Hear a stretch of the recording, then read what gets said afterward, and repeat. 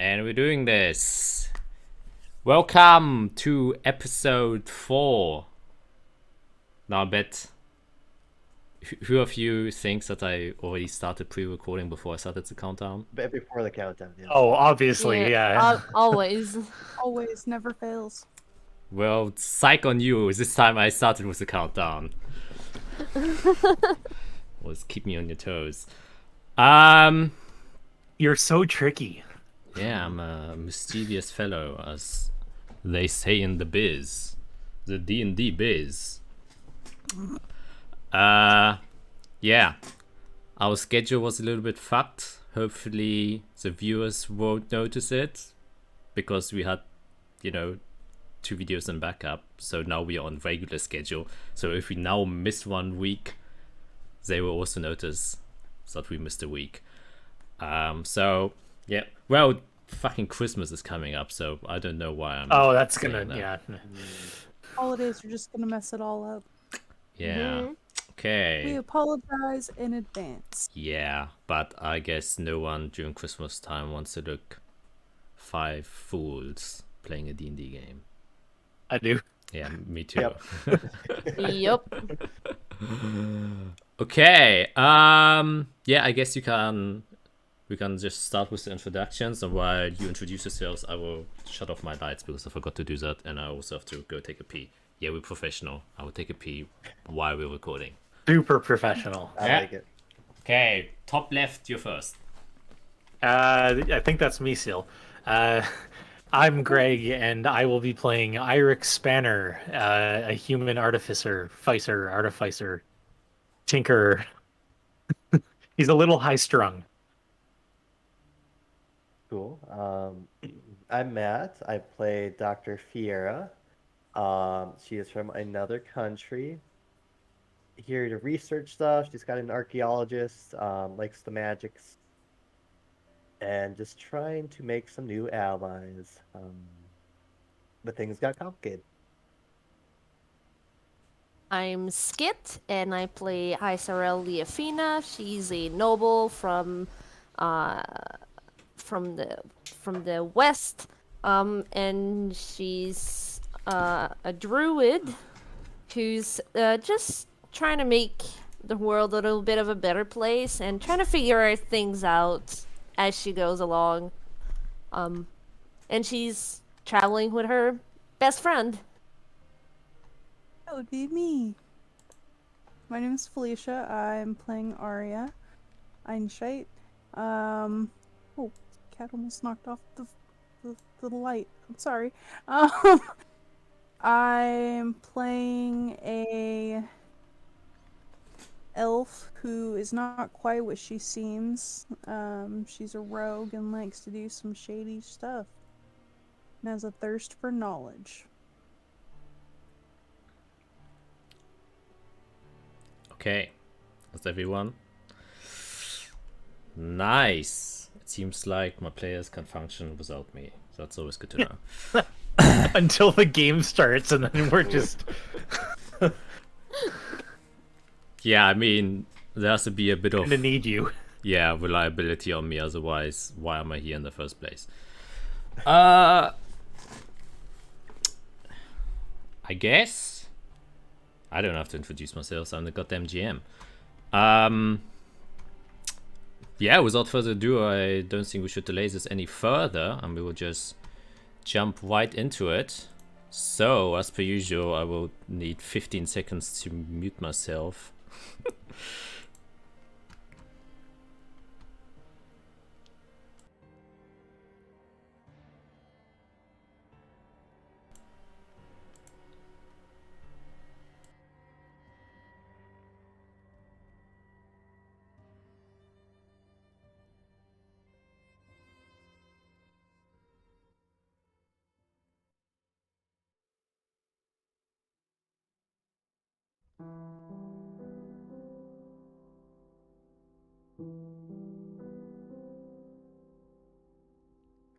Freedom. Something that all men and women strive for. Because to be free is to live, and to live is to experience the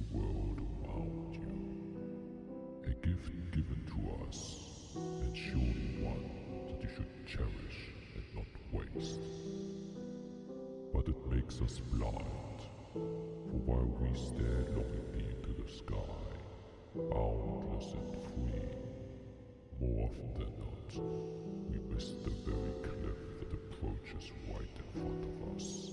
One that will most certainly let us fall to our own demise.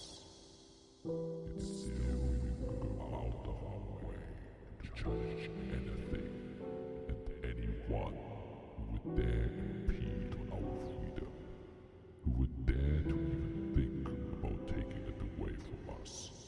We will wage wars, forget friends, and curse even our own siblings and parents in the name of freedom. We would even steal it away from other people just to keep it for ourselves. And suddenly, we have become consumed by our own fear of losing this freedom. And in the process, we have abandoned everything else. Maybe we aren't supposed to be free. Maybe there are things beyond us that we do not comprehend yet, that hold more value than freedom. I challenge thee, O humble listener. Dost thou truly know what is right? Or dost thou merely see thy own fabrication of a blissful world that is filled with ignorance?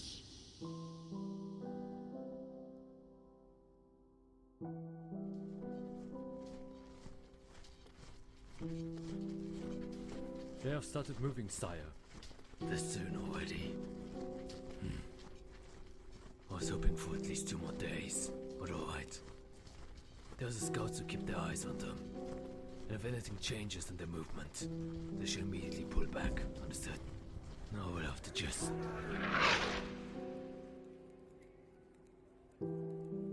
Are you sure this is a good idea, your Reagles? I mean, there would be countless casualties, right? In a world that challenges both conviction and mercy, ruthlessness is a necessary tool to be used in order to move forward. Unless you want to stay here until the end of ages, sacrifices have to be made.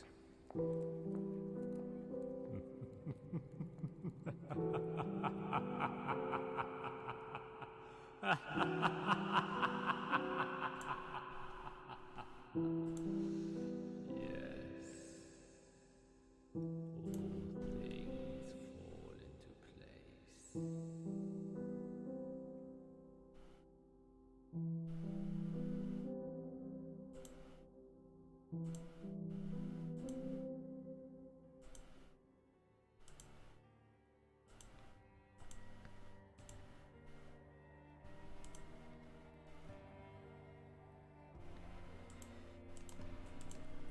Okay, it should hopefully have passed for everyone. Because sometimes it likes to lag. And I do not know by whom. Okay, I'm gonna start this off with a quick recap, since we have been away for quite some while. You guys came together in course of a meeting, discussing a trade deal, the Zilianus Pact, on whether or not you should sign it to kind of break free from the Holy Legionnaires and decide your own laws and regulations concerning the elemental chrysalises. But during the meeting, things went south, as the representative from Collis seemed to have died through unknown means, Mr. Tyrone, and you decided, as part of this very VIP group, and you are carrying extremely classified information, that you weren't really able to get help from the outside, so you decided to kind of deal with this yourself, also under precaution of what the Duke also said, that the less people know about this, the better. And so you, band of misfits, kind of decided to tackle this and started investigating. during the course, you found different bits of information that eventually led you to the warehouse where one of your members, also a artificer who was tasked with investigating one of the chrysalises, brought over from Collis to investigate it inside of a warehouse, and all your leads led to this warehouse where you then teleported to and found a few hooligans, thugs, trying to steal the equipment that was inside of this warehouse. You defeated them quite easily.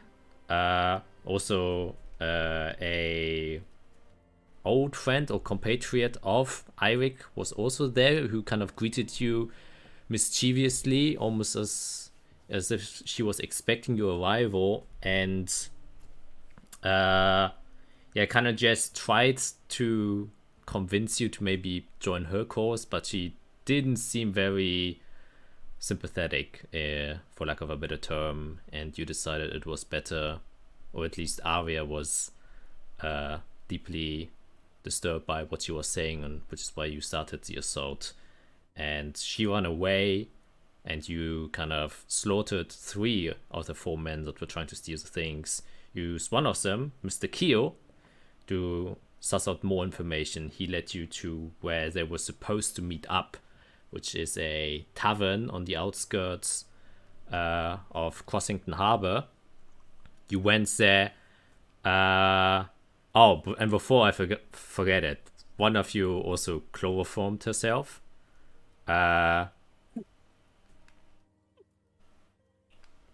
Even unbeknownst to me as a GM.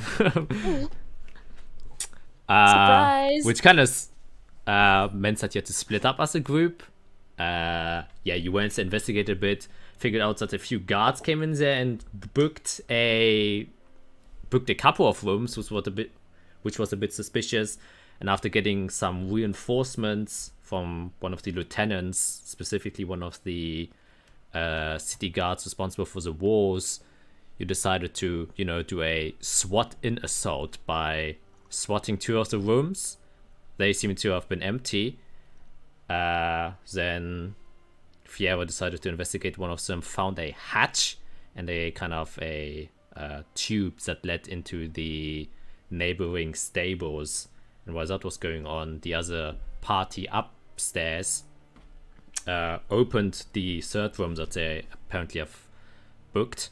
You got poisoned, and inside of the room, laying on a table, it seems suspiciously, a rather large coin, about this big.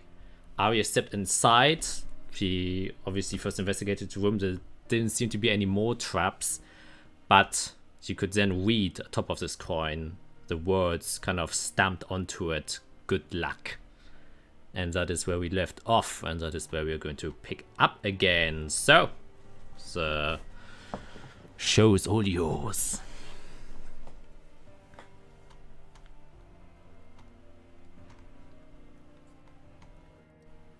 Well, there's this coin that says good luck. I don't want to touch it because, well, you guys said that there was some invocation magic coming from it. Yep. Can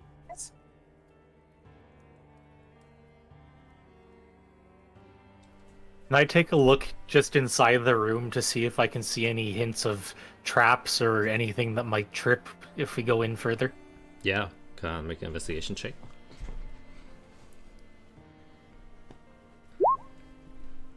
Ooh, dang. You investigate keenly on the suspect of something suspicious going on here. But you quickly realize, apart from the door, which was already tampered with, there doesn't seem to be anything else inside of this room. And you get, without natural entry, I will straight give it to you. It seems like this room specifically was made as a bait to kind of reel you inside, as like an obvious con. And yes, the room, apart from the coin and the traps you already triggered, doesn't seem to have anything special inside. Okay, well, obviously something else is happening somewhere else. This is just not... We wouldn't be able to just walk in here. There was a little trap, but like it's probably just a distraction. Something else is going on. I don't know what to do. So we should probably rejoin with Dr. Fiera then and see what she has to say with those other rooms. Yeah, I think as you say that, we still have all the mental link, right? Yeah. Yes, we should. You guys start hearing in Dwarven some pretty nasty comments. I don't know if any of you speak it. But basically, she's going slurs and curses at the people that went down the chute and left her and played her like a fool. And you probably hear kicking of a bed. Does anyone speak Dwarvish? Yeah. I don't. I don't either. I do. So Eirik understands that she is pissed off and cursing their, loved ones and kin and further kin, and she will find them. Hey, you're right. What's going on? I swear, these people, they won't make it simple. They just keep running. There's a thing under the bed. They escaped. It's all just a ruse. I figured. There's a coin that says good luck with magic from it. Oh, great. And they left a parting gift. I think we're at the point where we should probably report back to the others. Yeah, I'm not about.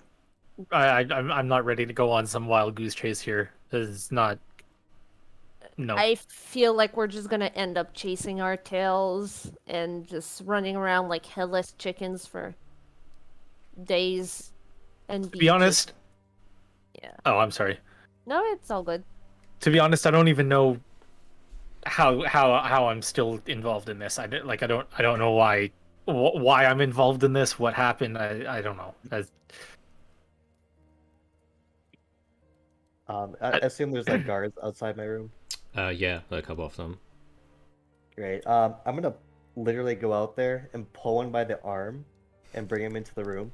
Okay. Hey, you! I thought you looked at this place already. Yeah, just the command was just to go in and then neutralize anyone who was inside. Oh, you didn't want to look around for like things left behind? Look under the bed. Move the bed. Have you moved the bed? No. Well, My apologies, Mr. Sir. We just thought that we had to catch people inside of here. I'm a bit confused. yeah, you can still catch them if you move the bed. Gonna move the bed. By the way, the chute is like tiny. It's like this big. That's fine. It's like, I don't think I will fit down here. I will. Well, you can follow it, can't you? Yep. Yes. Right away. Great. Get on that. He turns around and says, "You two with me. We're gonna walk to the stables." And then they just march out with like 5 men. Great. Now go. Get to the others.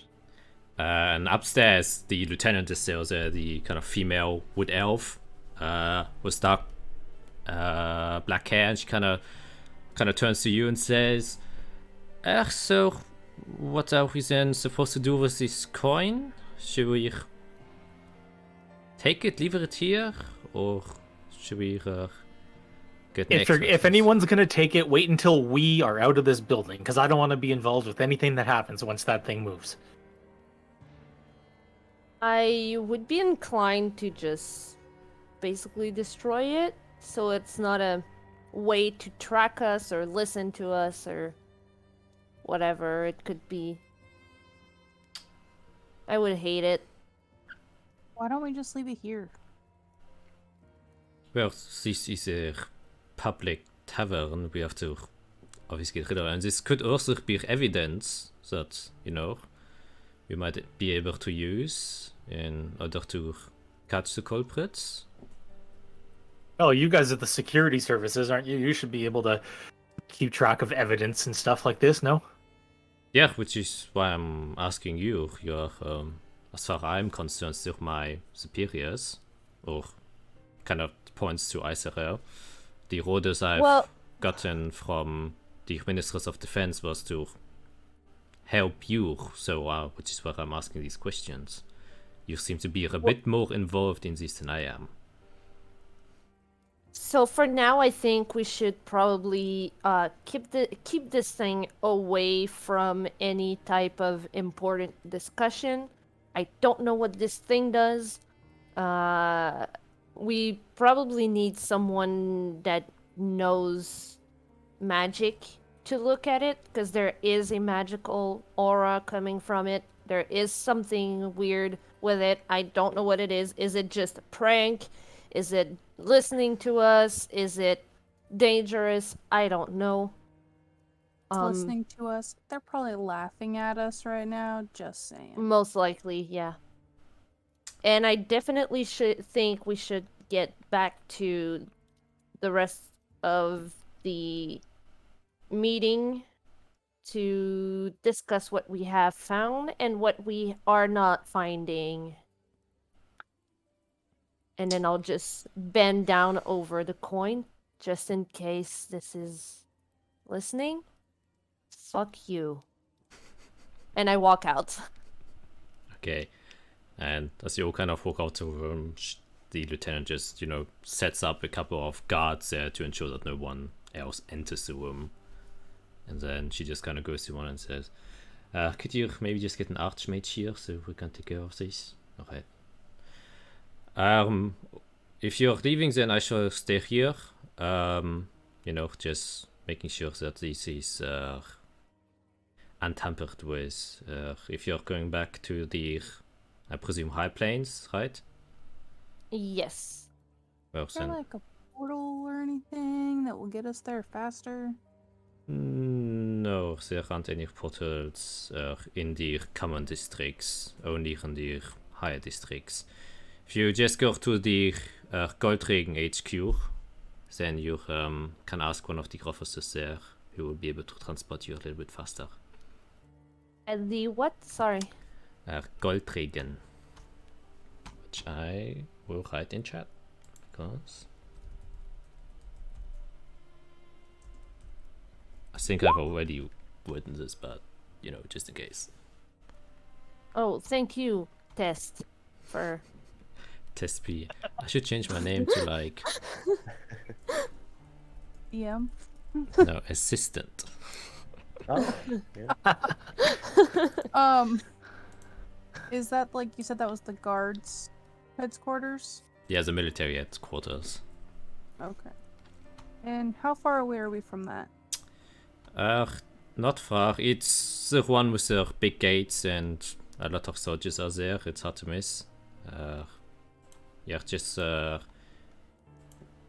if you go down the main road, that will then lead into the light port harbor.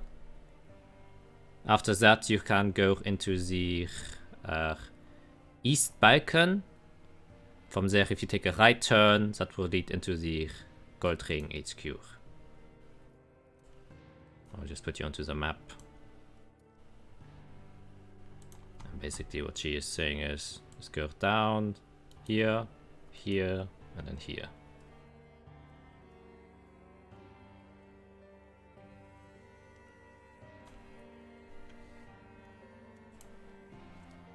Well, thank you for your help, and we will let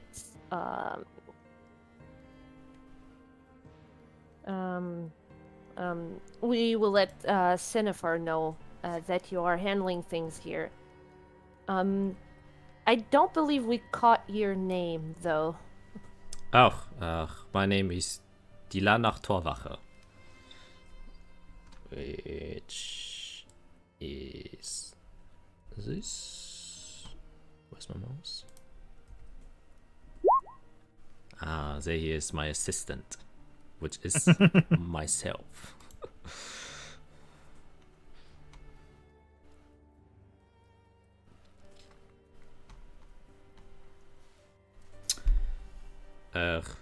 If you for some reason ever need to contact me, I'm the lieutenant at the Copper Northeast Grey City Gate.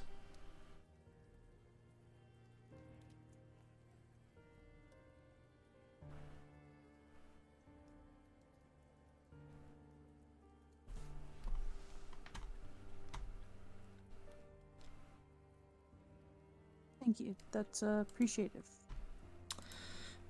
Just doing my job.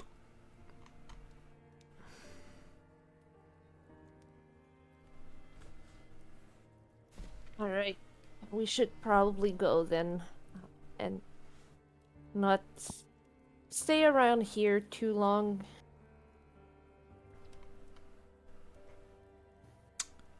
Okay. Then you make your way outside. And once again, it is completely empty because of the lockdown.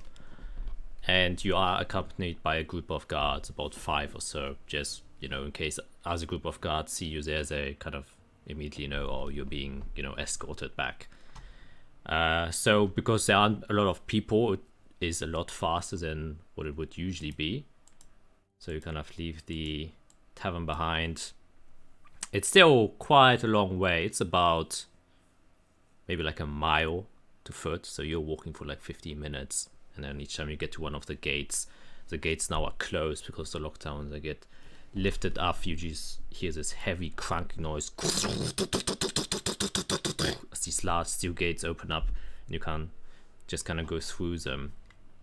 Once you get to the kind of what you expect to be the more high society area, the walls that are here are also a lot larger and thicker than the walls that surround the common areas district. You can see there are like huge mounted military structures on top of the walls, and you can see different war machines and siege engines on top of each of these walls.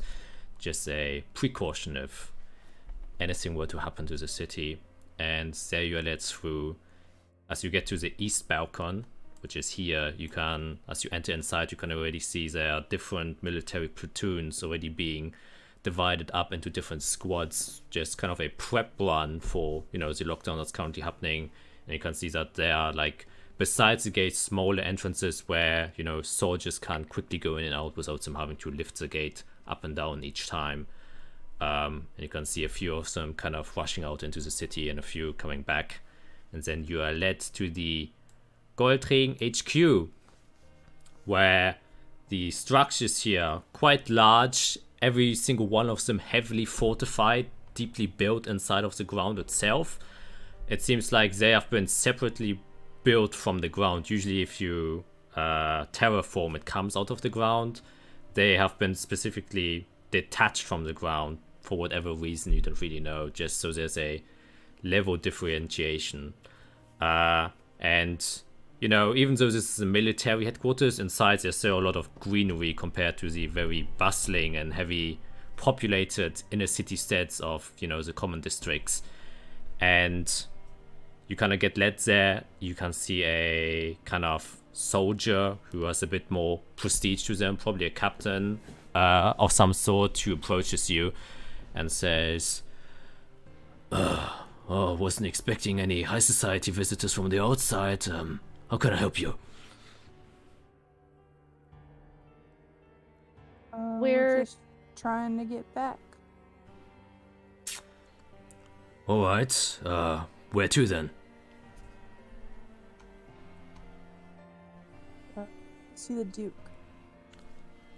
Alright, so the, White Orchard's High Castle then? Yes, please. Well, you'll have to excuse me, but, our means of transportations have been hampered a bit, so we cannot give you the luxury of teleportation at this current moment. There seems to have been a few issues regarding them, but we will just send one of our high eagles to carry you up there to make things quicker, if you're alright with it, of course. What issues? Did we know about this? What's going on? I do not know if it's in my position to tell you. If you are to speak with the Duke, I'm sure he will have the authority to tell you more about it. Alright. Alright.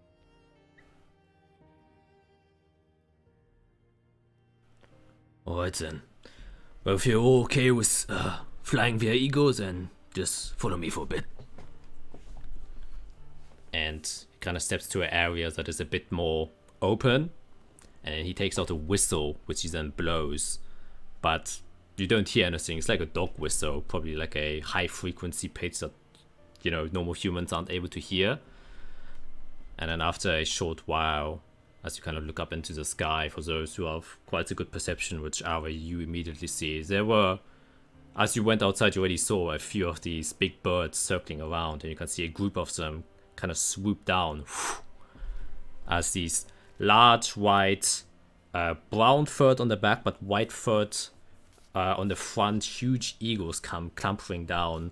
They are armored on the head and some of the shoulders, but lightly at most. They're still birds, so they have to keep light to be able to stay in flight and be mobile.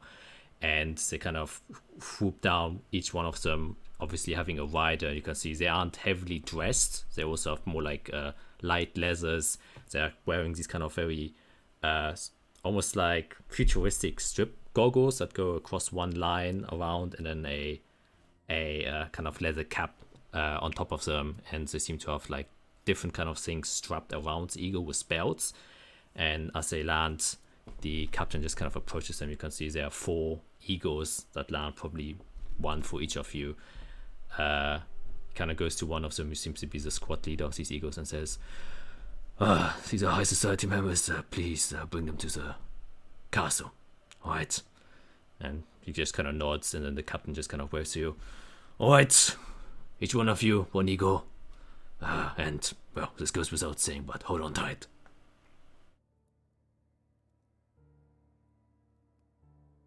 Yeah, hop on. Okay. You Let's go.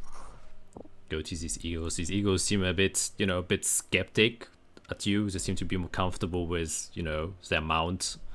And as you approach, they kind of lower their head a bit to kind of look at you, and you can just see this large eagle eye piercing right, almost like looking into your soul, as they are kind of just analyzing and investigating you.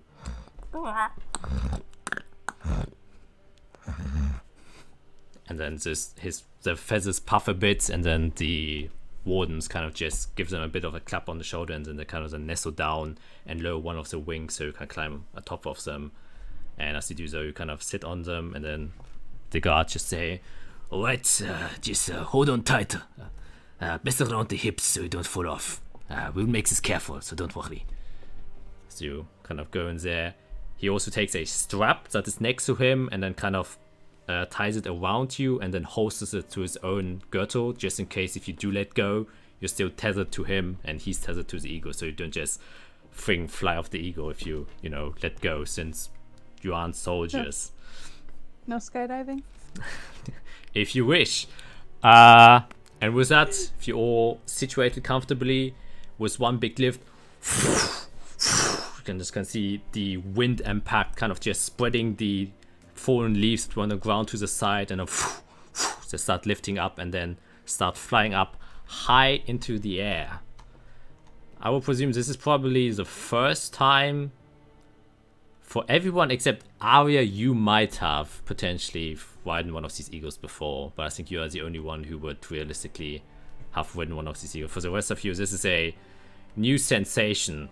As you're kind of gripping tight, the air kind of blowing through you. It's still warm weather, so it isn't like uncomfortably cold, but still kind of the unnatural speed of which the wind is kind of piercing through you, and you aren't wearing any goggles, so it's kind of hard to keep your eyes open. So you kind of have to strap your head behind the rider just so you can see anything. And as it's kind of rushing high into the air, you get this, you know, roller coaster feeling where your stomach kind of catches up with the speed that your body is going into and the inertia that carries you up. It's a bit uncomfortable, but for any one of you who has a high constitution, this isn't a big problem. For you, for those who have a low constitution, it's probably a bit dizzying flying at this. And they're quite fast, so as soon as they kind of lift up and gain the height, they start just speeding up and flying straight towards the high castle. And in just a couple of seconds, maybe like a minute or half a minute, you immediately arrive above them. They kind of circle a bit as the eagles search for a place to land, and they kind of glide down slowly and have a slow descent, and then land in the main courtyard, where you can see a couple of other guards just kind of curious that you have arrived, but seeing that it's you, they, step back and just make it like a guard perimeter as a security measure, as you then all kind of land. And you kind of step off these eagles one by one and arrive on the courtyard. The kind of division leader just said, "Oh, okay, Arya stabs one of them, I see." No, my computer's completely glitching out, so I apologize. All I tried to do was scroll on my character sheet, and then I saw a dice roll, and I'm like, okay. Thanks for the ride. My screen's completely frozen. Oh. Dinner what? serve. All right. Oh no. Winner, chicken dinner. And I don't want to back out of Discord because that'll mess everything up for Jack. So we're trying to make it work. Okay. One of the writers kind of just says, "Hope this was a bit fun for you. Always glad to carry Azathia members of the castle. Until next time." My hair is like wild right now. It's just all like going different directions, and my eyes are massive, just like breathing heavily, like adrenaline just poured through my body for 30 seconds, and I don't know what to do with myself. Yeah. I probably have a giddy smile on my face, but I'm trying to look calm and collected and high society, but inside I'm just freaking out and I'm like, dang, I wish I could transform into an eagle. And with that, once again, the eagles flap onwards and back up to the sky. And as you do so, now being beneath them, you can feel the heavy gusts of wind, of course, and you probably have to like brace yourself as to not be pushed over from the strength of this wind, and then they disappear. And kind of one of the guards just approaches casually and says, you are to be expected. Are you visiting anyone? I'm sorry. We were part of the council that was reunited earlier at the castle with the Duke. And we had a little bit of an errand to run, and the Duke is probably expecting us to return with some information for him and the rest of the council. Right. And your name is, just for identification purposes? I am Isarel Leafina, and I am accompanied with Dr. Fiera, Eirik, and Arya. All right, confirmed. Just follow me then. It kind of turns around and then leads you back to the meeting room. Seems like they've been cowering in there this whole time. Which I guess I can also change the music a bit. And so you go there, once again, high ceilings, white walls, and then you get into the kind of darkened interior of, the rooms that you were in before. And as you kind of step inside, you can see currently there is seated the Duke, Leander, Thürich Verratgeber, the Duchess, who is presumably his wife or something similar, maybe even sister, Selina Wertzen, Verratgeber, and also the Ministers of Defense, Sinafor, Schwertblut, and they're currently in the midst of kind of discussing something. As you open the door, you can see that the Duke turns around and says, you have returned despite the current situation. Please come in. And he kind of turns back to the Ministers of Defense. It's difficult. I don't know if that is the smartest of decisions. Yes, maybe we should discuss this with him on a personal note, or maybe try to inquire. But however, yes, any new news or accomplishments from you? I got your message and you needed some backup. How did things go there then? Arya just starts pulling. Poorly. Seems like they were pretty well prepared. As soon as we surrounded the inn, they escaped. They escaped. But you found a trail at least, right? Kind of. There is currently guards investigating the stables next to a tavern down in the commons area, and there is also a big coin that we would need investigated that seems to be magical of some sort. I believe an archmage has been called to look into it, but it does seem like whoever did this, they're a step ahead of us every single time we show up somewhere. So they are not just willy-nilly little thief that stumbled upon this. They are organized. Well, I would hope so. Otherwise, this would be even more embarrassing than it already is. That's not to say that willy-nilly thieves aren't involved. We did come across a bunch of, random little thugs. Yes, well, this is very curious because it seems like whoever you encountered weren't the only willy-nilly thugs who were operating during the time of the meeting. It seems like an unusual large amount of criminal activity has been going on inside of the city during the meeting.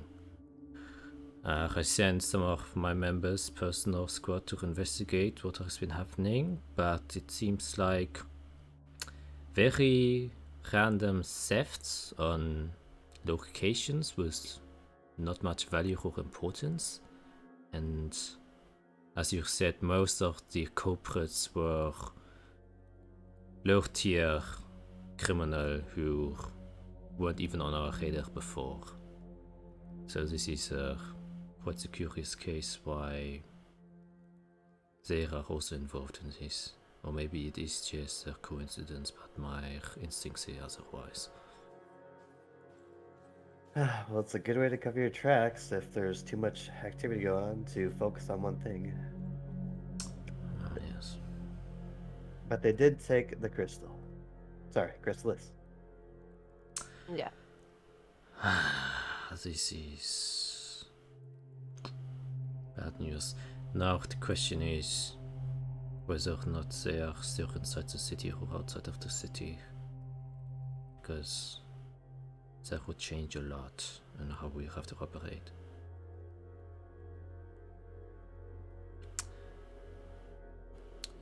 You were on the scene. Are there any suggestions or inklings of whether or not they would have stayed inside of the city or went out? I think that this was a very well planned heist, and it is very possible that they could find a way out of the city. Huh. They left traps for us and purposely left us a token that said good luck. Good luck.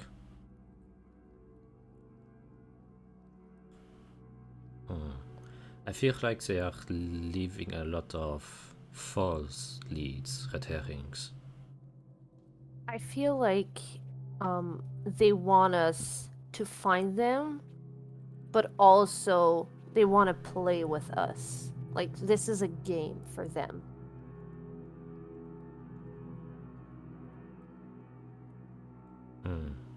Got the same feeling.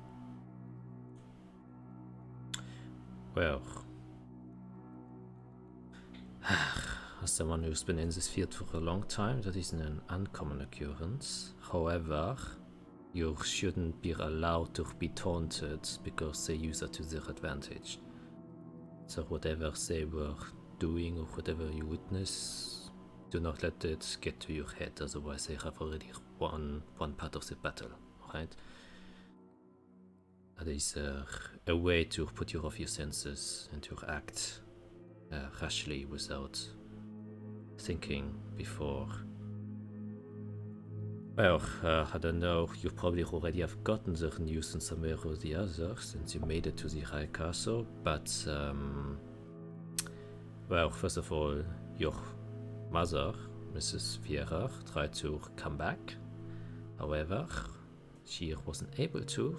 It seems like all of our transportation devices have been cut off.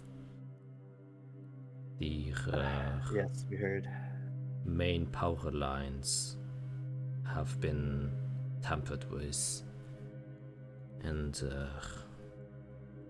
well, for the time being, there's no international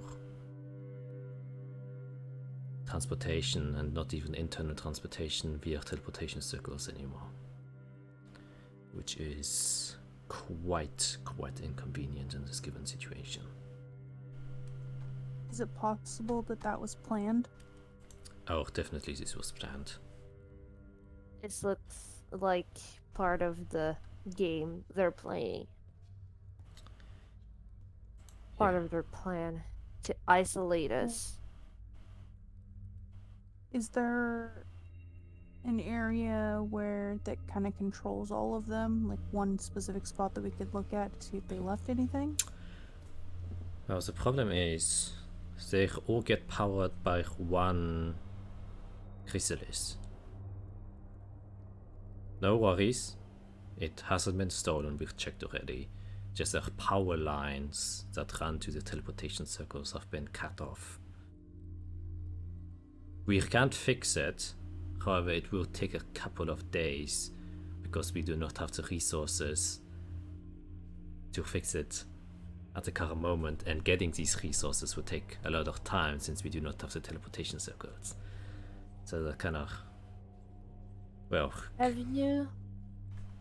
you warned the other capitals that Sunanir is cut off from the rest of the country?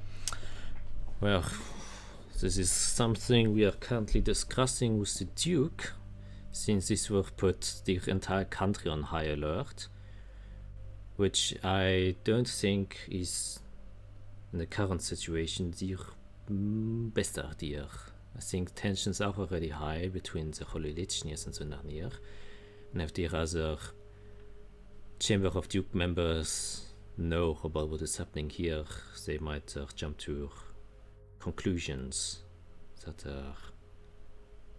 There is a politically correct way to warn the other cities that at least the teleportation circles are not working, because I am expected back home either tonight or tomorrow, and if I don't go home either tonight or tomorrow, there will be questions asked. And if we don't at least warn people from the outside that there is, whatever, a maintenance on the teleportation circles, there was an issue, whatever, just to warn that we can't teleport out or in, at least you don't end up with men looking for me and thinking that something fishy is going on. Well, yes, this is what we kind of points to the Duke and herself are currently discussing, since doing that we would have to inform the Ministers of Internal Affairs about what is going on, and we are currently discussing how much we should, well, inform her about, and how much the public should know too, since, well, there are a lot of things happening at the same time. Saying that our teleportation circles need maintenance at the same time we are doing a lockdown because of a demonic threat does seem a bit suspicious. So, yeah, we are a bit discussing, but I also agree with you, Mrs. Liarfina, that we should just say that the maintenance has to be done. The cables have been in disrepair for quite some time, and we are replacing them at that moment, and it just happened to be in an inconvenient time when the monarchs had appeared. That is, I think, the best we can do.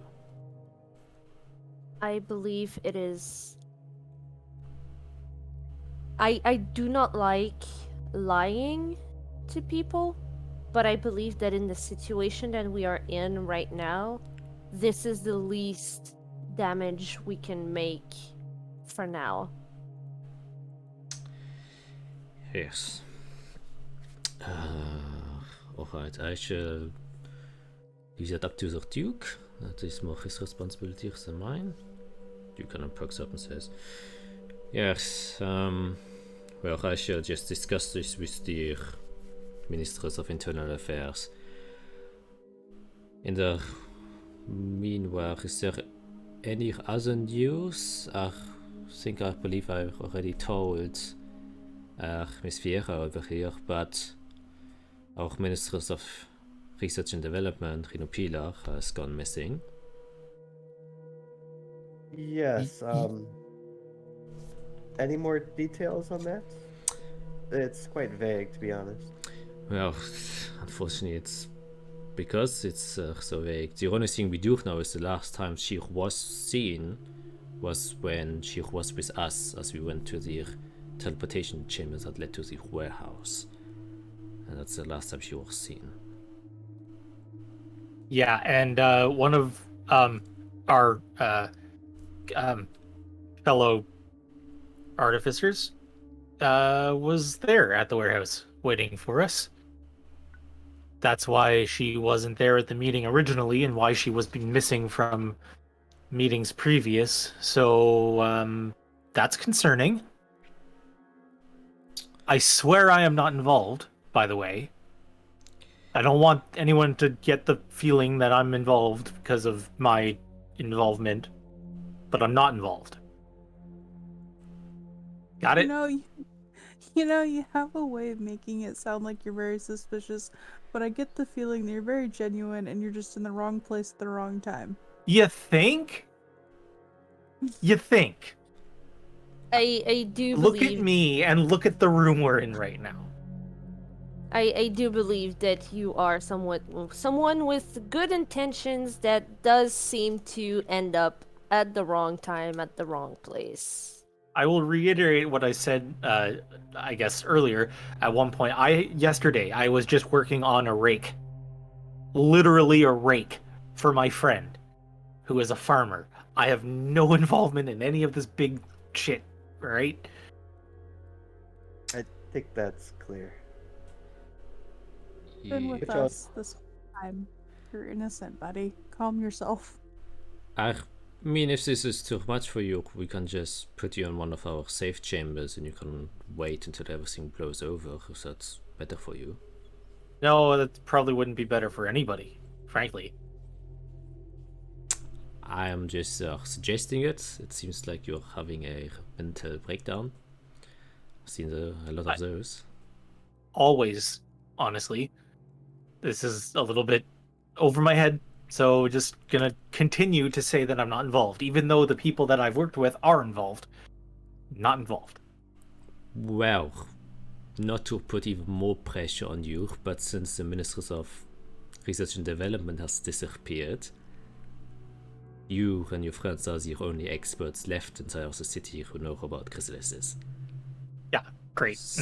So we are kind of relying on you a bit to, well, give us a bit of information when stuff about the chrysalises turn up again, alright? Sure, information's one thing, that's fine. You just open conversation, that's all I'm asking for right now. Just full transparency. Well, for transparency is a little bit difficult here. Hard to know who to trust. Still a bit on the edge whether or not the headmaster was involved in this, or if she did know about this. That is hard to gauge. Is it though? It's pretty obvious, honestly. Yeah, probably for you since you're a bit inexperienced, but she kind of snips the fingers and then she changes into the headmaster with things like these around, it's a bit difficult. And then she snaps again. She turns back to herself. Okay, all right. I get it. Well, sure, fine. She was a pretty high archmage, meaning if someone would have gotten to her and replaced her, that would have been extremely difficult, and this would have been done a long time ago, which I find hard to believe. Plus, she's part of the inner circle, so all of her operations and doings are monitored strictly. So either she was in it from the very beginning when she became a ministress, which was 100 years ago, or someone recently replaced her who has, well, a talent for replacing people. And I think after we're aware of what happened to Tyrone, that doesn't seem so unfeasible now anymore.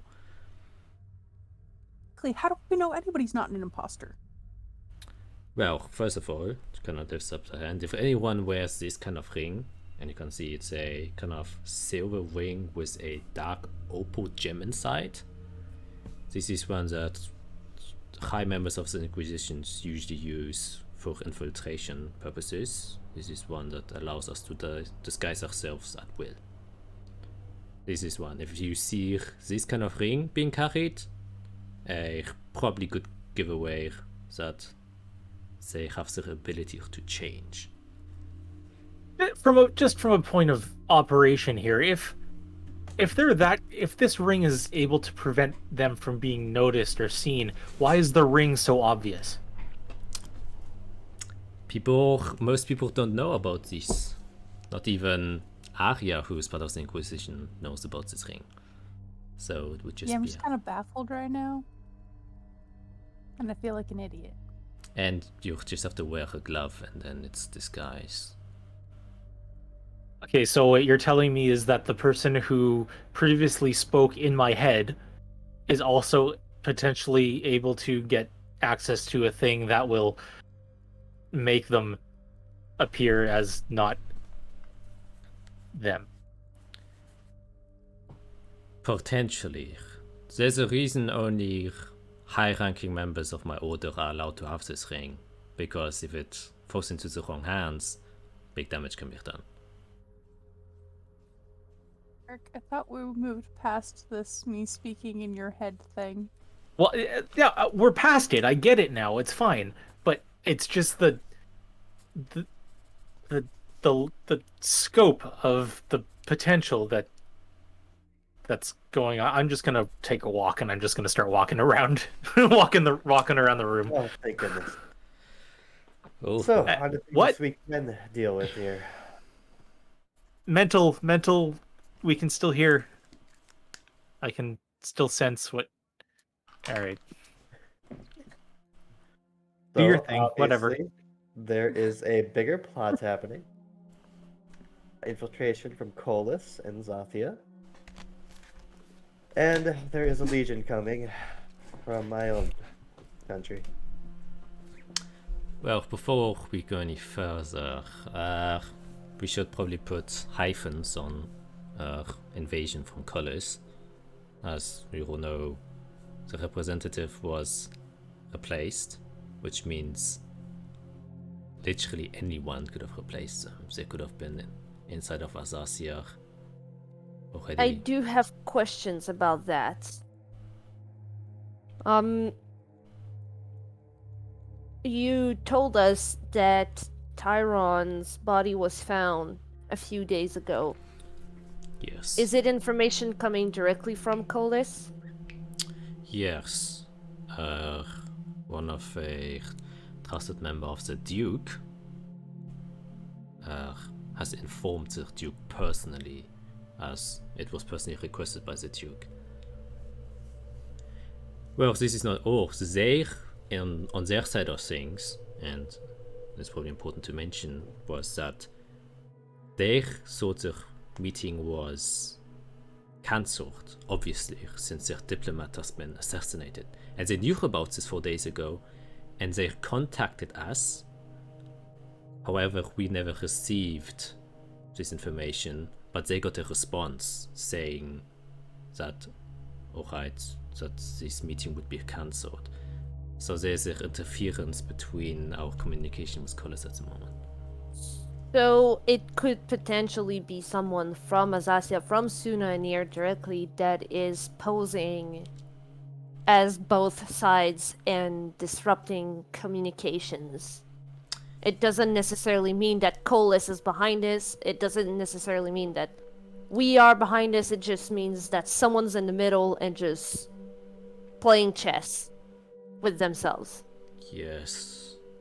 But it has to be someone, obviously, who has both connections to Azathian High Society and Collis High Society.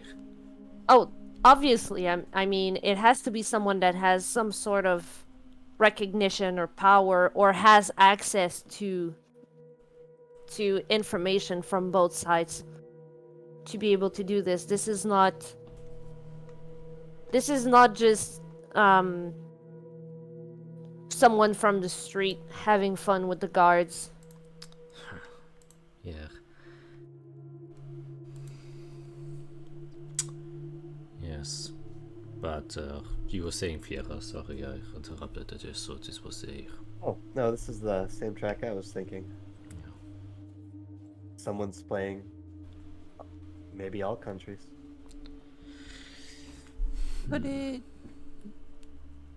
there just be like some invisible person around? Since that ticket randomly got the food. Remember the mysterious ticket in the kitchen? Yeah. Which is why the entire staff is currently being interrogated. I'm not taking any chances anymore. Somehow they managed to get in. This everything is a bit chaotic now, since we know that high tier people are involved. There has to be at least one mole that is working to deliver information to the outside. Whether or not they are delivering it inside of this city or inside of other city or maybe in an entirely different country, we do not know yet. The only thing we can be certain of is someone inside of this castle, or at least the high society, no, it must be the castle, is delivering information to the outside. It's not me. No, don't worry about that. I have a feeling there is something I need to discuss.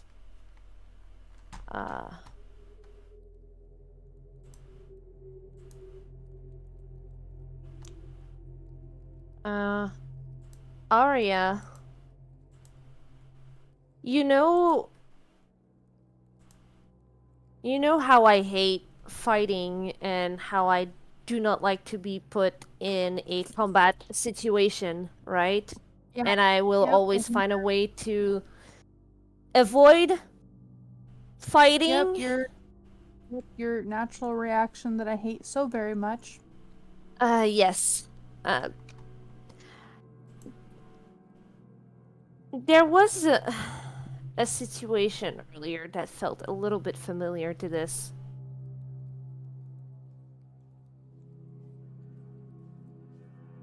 Yeah, I think I know where you're going with this. I think it's time for me to talk a bit to our friends here. Yeah, I feel like they're gonna want to know why you suddenly chloroformed yourself. Yep. Excuse me? I have this spell, this ability that allows me to make it seem like I died. But I did not actually die.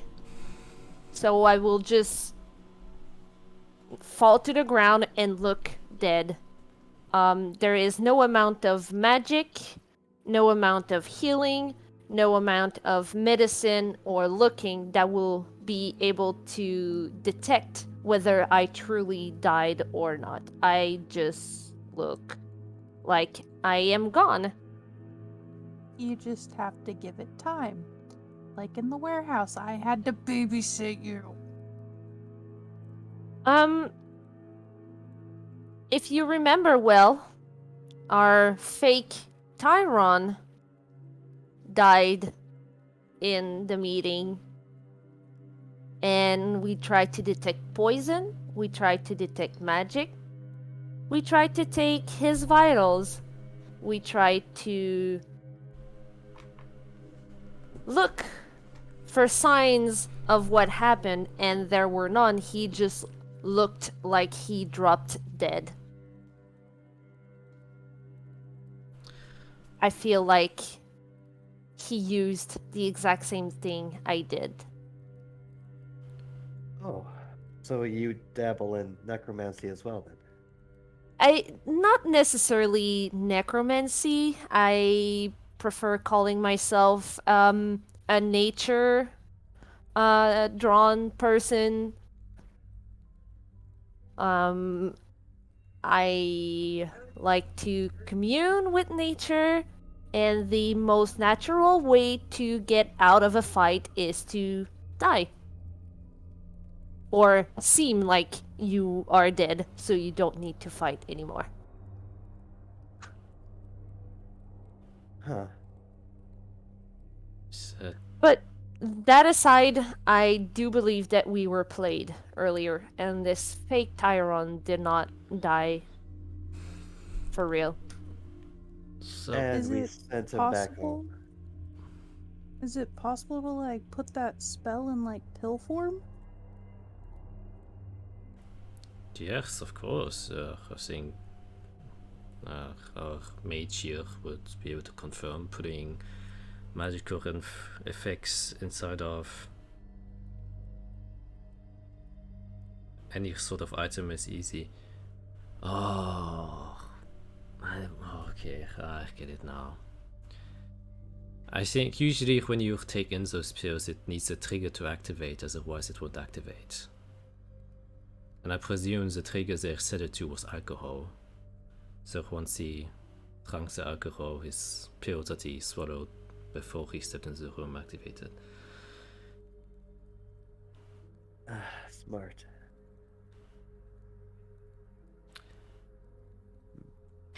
Okay, but this is quite good because the only people I know who kind of use this kind of stuff, from my experience, are bigger, larger groups of criminal organizations. We have a couple inside of Sunar and Nier.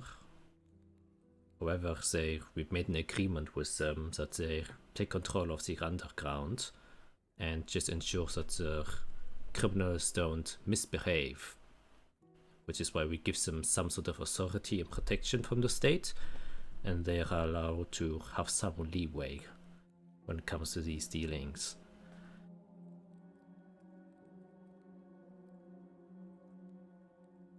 They are the only individuals I know of who use these kind of methods.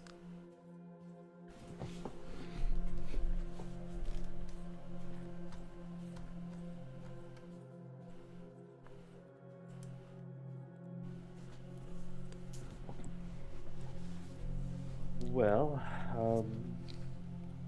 yeah, talking to them is not really my thing.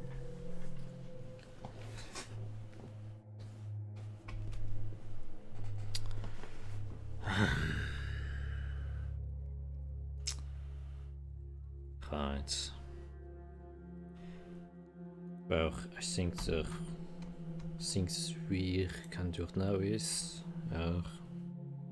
your reality, if you could just inform the Ministers of Internal Affairs to just communicate to the other state officials that our teleportation services are in maintenance and that we also request a few resources for the repairs. And I think we shouldn't tell them more. Yes, I am also a bit hesitant.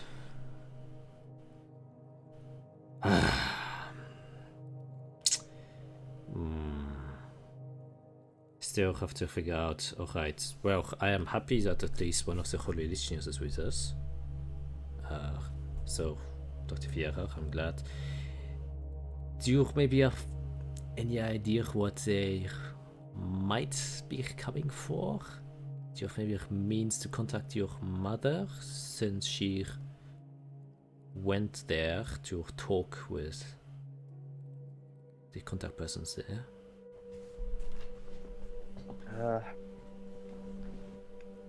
I mean, there's always gossip. Depends how much you listen to that. But I could contact her. I am worried that the only way to keep tensions low is to locate that chrysalis that went missing. Well, yes, I just mean from a political side, what I can maybe expect if the Legion is aware of the fact that one of the chrysalises has been stolen and what they intend to do. I talked with the head judges for a while, and well, it seems like I might be demoted from my title as Duke, and everyone who is involved in the worst case scenario might face execution. Understood. Yes, I can contact her. I will need a little bit of time to prepare, as I need to make sure my own safety is taken first. Of course. But after that, I can let you know. And Cinnifer is in here, right? The defense. Yes. Okay, I'm just gonna like grab my notebook real quick out of my satchel. It's just like a black notebook, specks of white. Look through the page quick, and then Cinnifer is an elf, right? I think you mentioned. Drow, yes. Yeah. So in Elven, I'll just write what I'll send to you, Quirk. Okay.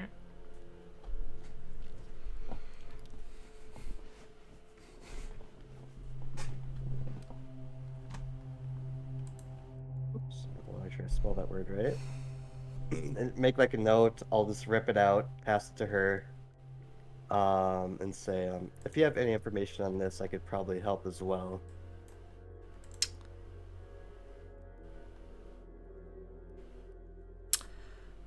Ooh,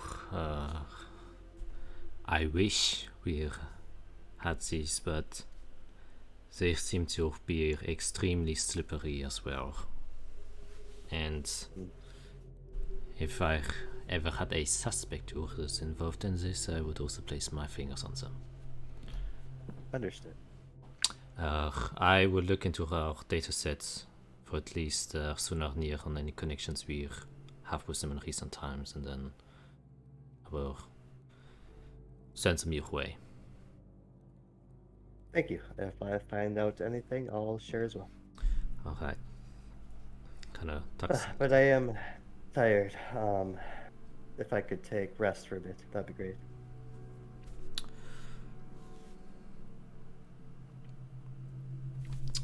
So, Duke kind of stands up and says, well, you're all welcome inside of the castle, or you can return to your rooms. I should leave that up to you. If you feel extremely paranoid, we can also go into a safety room if you wish so, but that is usually reserved for, well, extreme situations. Would this not be considered an extreme situation? Well, it depends on how you look at it. Extreme in this... Yes? Sorry, I don't think we are in imminent danger as of right now, but I would feel a little bit better if we had some sort of guards or something just looking over us, and I would feel a lot better if Eirik was also under some sort of protection because of his ties with the group that is involved. I would not want someone to randomly attack him out of nowhere just because he's worked with some people that did some bad things. Oh no. Their involvement or his involvement is only known to us. Unless someone else has spread information to the outside. I don't think anyone inside of the castle, at least, will assault Eirik. Yes, a limited amount of people are aware of what has happened inside of this room, and I would like to have it stay this way. And yes, guards can be supplied. We have plenty of those. It will be the same guards who, well, fortunately transported Tyrone, or fake Tyrone, I guess now, back to Colors. So they are aware of what is currently happening, and those are their only guards who are aware of what is currently happening. So Is it possible to set up Eirik in a room close to us so that we don't send him back to the common grounds?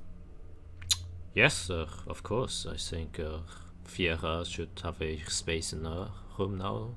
Yeah, once that's gone. Unless you want separate rooms.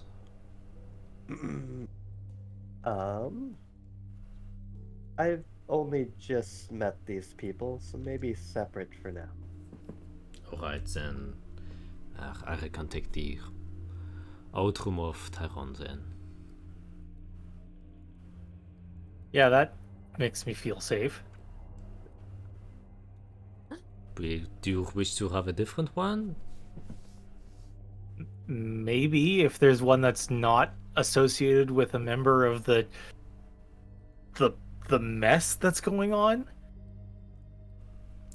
Alright, I just assumed since you have already stepped into it and investigated it thoroughly, you felt maybe you're even safer there since you are aware of what has happened in the room. But was bad for me to assume, I'm sorry. Yes, I can have a separate room set up for you. Yeah. Thanks. Alright, well, I have my own task to do now. How about if we aren't able to communicate?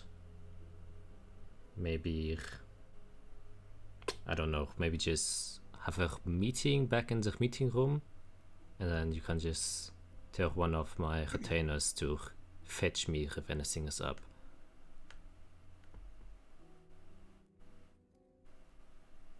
Sounds fair. Yep. Alright, well, I'll be on my way then. And good luck to you too, Ziegler. Yes, to you too. Kind of bows. He also bows, and then the Duchess kind of just follows with him, kind of just always silently sits there, doesn't say a lot. And then, yeah, Ziegler will look at you and say, right, I will do a bit more investigations on the criminal activity that has been going on here, and well, if you wish to look at anything in specific, maybe request either for me or someone else. I don't know how much I'll be able to help you in this current time, since I myself have a lot on my plate. But if anything interesting happens, I'll be sure to contact you as soon as possible, and hopefully I can expect the same of you.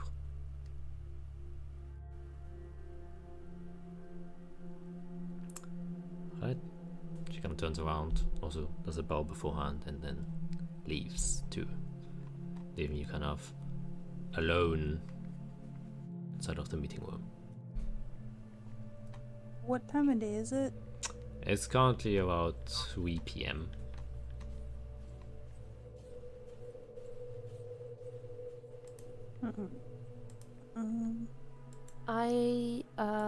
Arya, before we retire to our room, I would like to go back to the spot we went last night. And I also need to find I need to contact my dad let him know that we're not coming back for a while.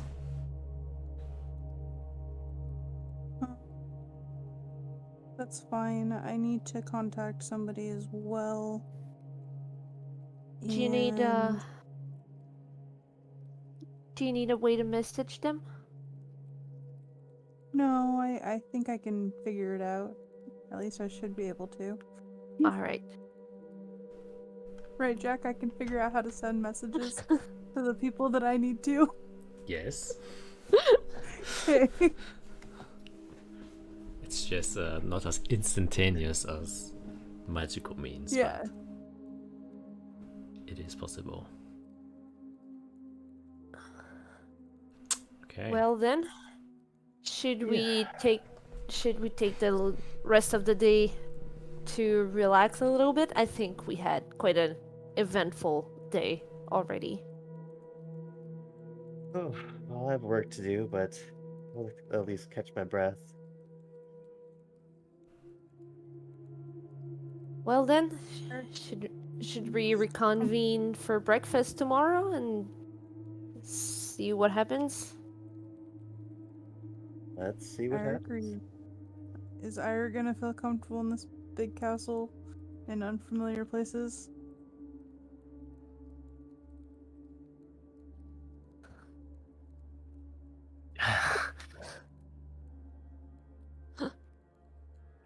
I don't know. I don't know. Well, welcome to the high society. Yeah, it's fantastic. It's absolutely wonderful. I know you're out of your element, and I apologize for you getting stuck here with us, but I think it's for the best. I believe you, because I have nothing else to believe, frankly, at this point. I mean, yeah, it's a castle. I imagine it's safe. We'll see. Maybe Where do I go? Maybe they have somewhere where you can tinker and do whatever it is that you do. I don't want to take their resources or whatever. I feel like they probably need them more than me at the moment. I just use my room wherever they put me, I guess. Can I have a window? Is it possible to get a window room? You're kind of alone in the meeting room. No one's there. Yeah. I think they all have Is there- windows just sealed. Are Yeah. there any strings like we're in our room in this room? You are in the meeting room. No, sound any. Oh. Well, tried to come up with an idea. I'm Alright. sure once we walk out and stop standing around in this empty room, there is gonna be people to take us back to our rooms and we can ask them if there is a window room for you. Great. Well, Great. you all have fun with that, I guess. So we'll reconvene in the morning for breakfast? Sure. Okay. So you will step to your rooms then. So before I leave the meeting room, can I just go back to the main table and see if anybody's left anything behind that might be interesting or valuable or anything? Make an investigation check. Nah, on a quick glance, it's an empty table. There's a glass left on there, which probably is expensive for normal people, probably like 2 golds worth, but nothing obscene. I'll just poke it and push it over and see if anything happens. You push it over the table, or just... Yeah, no, I'll just knock it over, just onto the table. Okay, it's like a, those whiskey glass that's a very low set, so it's kind of hard to tip it, so you have to like, slap it if you want to tip it. Fine. Okay, you slap it, it clings over and then rolls Nope, nothing seems to happen. Oops. Walk out. You're okay, Mr. Cat? Yeah, we're good. We're good. Cool. Table's safe, by the way. There's nothing wrong with the table anymore. All Was good. there a purpose I just of that? totally, there was a trap. I just completely disassembled the trap. It's okay. Don't worry. Great. Okay. I feel so safe when you're around. And this is laced with very much sarcasm. I have terrible insight, so I don't really grasp it. Okay, you step out of the room, close the door behind you, and we stay a while inside of the room, and you can see how the glass slowly gets lifted up and then placed back normally again. And then outside, there are 6 guards waiting for you. Kind of just, appointed to you. They're all kind of full in line, 2 for each group, which means 2 for Isarel and Arya, 2 for Fiera, and 2 for Eirik. And then each one of them also has a retainer, which means 3 retainers who kind of just, do the usual high society thing, introduce themselves and say that they will take you to your rooms. Now, unless there's anything else you will want to do, they will lead you to your rooms.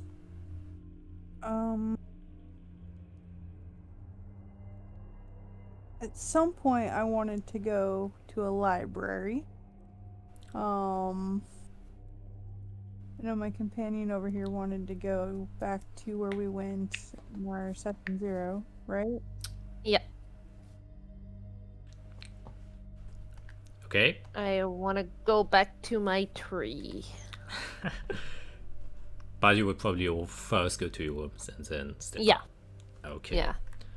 Then you all get led out of the castle, since your rooms aren't inside of the castle, but on the noble estate on the Arthurian High Plains. So for context, on the map, which I guess I've been showing the whole time. I wasn't on the map screen. Shit. Oh, it doesn't matter. There's the map, and you guys were here. Oops, I need to ruler tool, and you're going outside of the car. I guess I can zoom in. Here.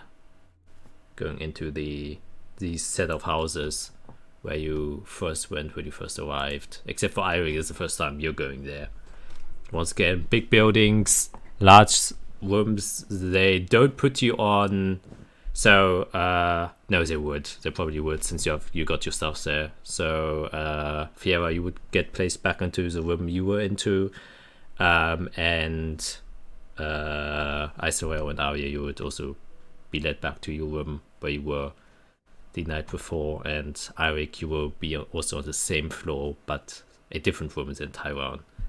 Taiwan room was directly opposite to Dr. Fiera's room, and there's also one that is directly opposite of Arya's and Isarel's room, so you would be set there. Once again, huge ass room, just like 60 feet wide.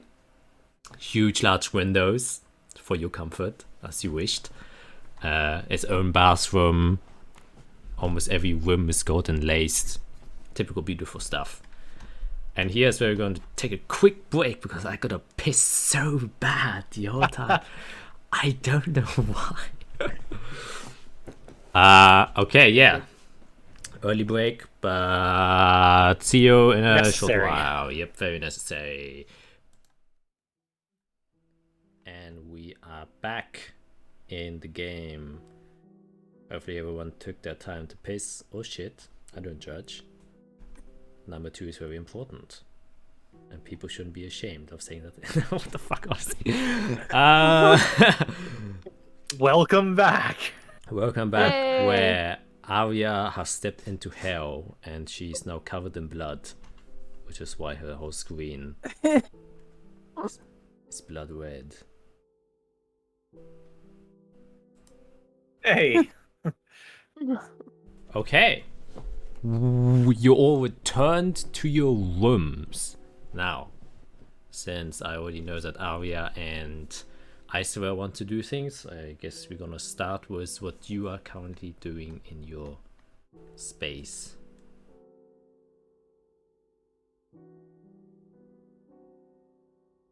All right.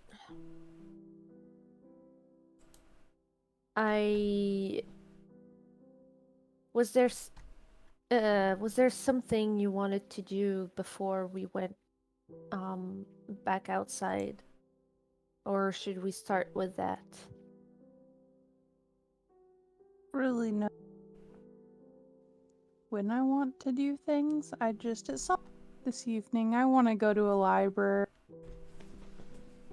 look up some facts,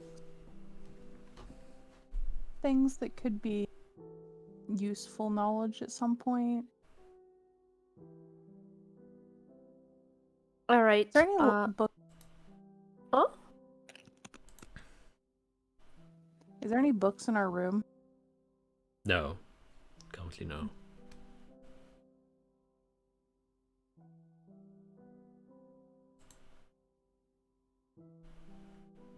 Yeah, we can go visit your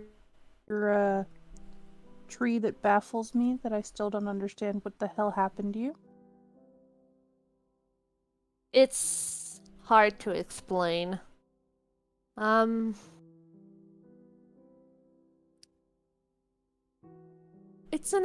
Let's just say that this tree is extremely important.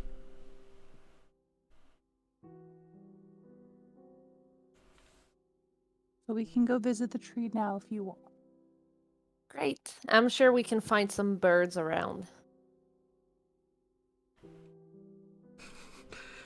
Oh, okay. So you step outside, and I guess this is kind of immediately after you arrived at your room. You maybe chill for maybe half an hour or so, and then you go outside, I presume. Yep. Okay. So unless any of the other characters want to interfere with this, they would just step out. Okay. Then you go outside to the high plains.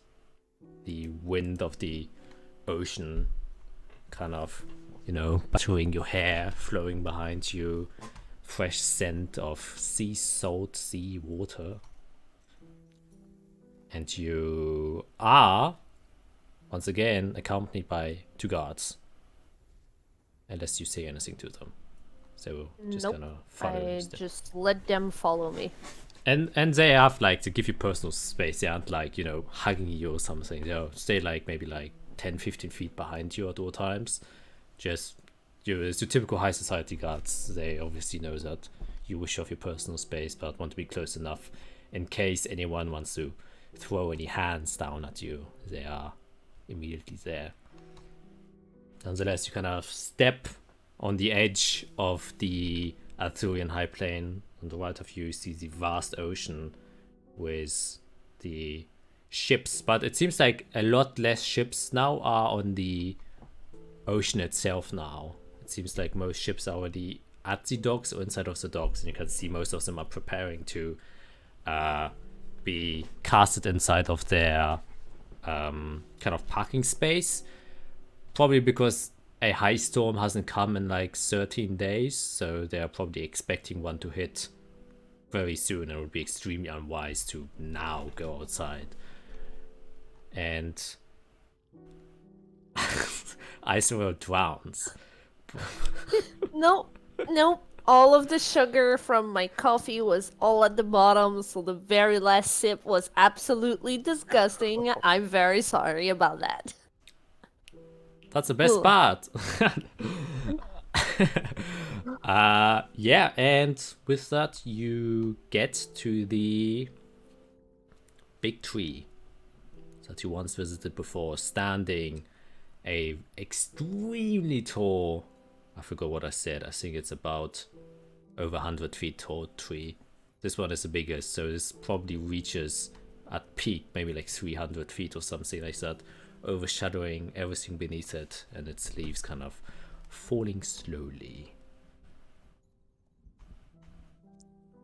So Okay. real Yep. fast before we get into what her thing is with this tree, I want to look at the guards and be like, I'm gonna give her first base too, but I bet you I see something coming up before you guys do. They kind of look at each other and then just give it like a slight nod.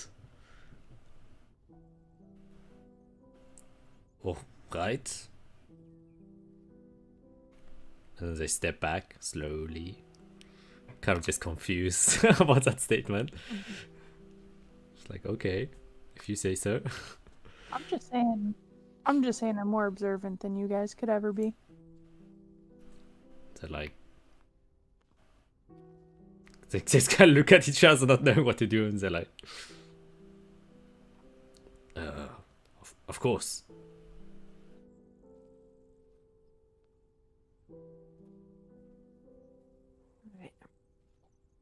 So I'm gonna kneel down and once again bend my head and cast my last third spell of the day, speak with plants and talk to my tree. And and I'm just gonna think about what happened today and just say in my meditative thing, say, I think we're on to something. I think I'll be able to save you.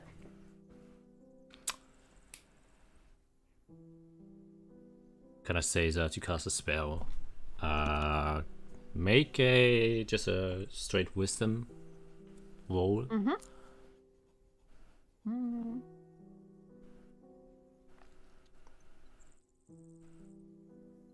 20.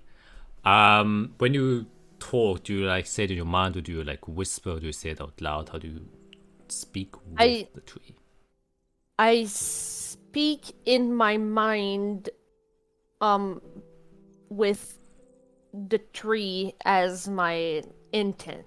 You know, I try to kind of like the way Arya speaks to us in our heads. Like I try to speak to the tree with my head.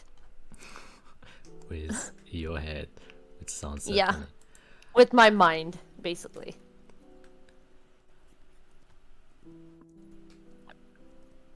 Okay, you kind of do that. You close your eyes, kind of in this meditative trance, just trying to indulge in the nature around you. Kind of, the more you can sense out or block out any unnecessary stimulus from things that are irrelevant, the better you can perform this kind of ritual, I guess is how I would call it. And sure enough, after a short amount of time, you feel kind of the wind around you get a bit quieter and more subtle. You just kind of still feel the slight breeze and the air of salt just waving around you, but it's more comfortable, not as aggressive as when you were looking out on the sea. And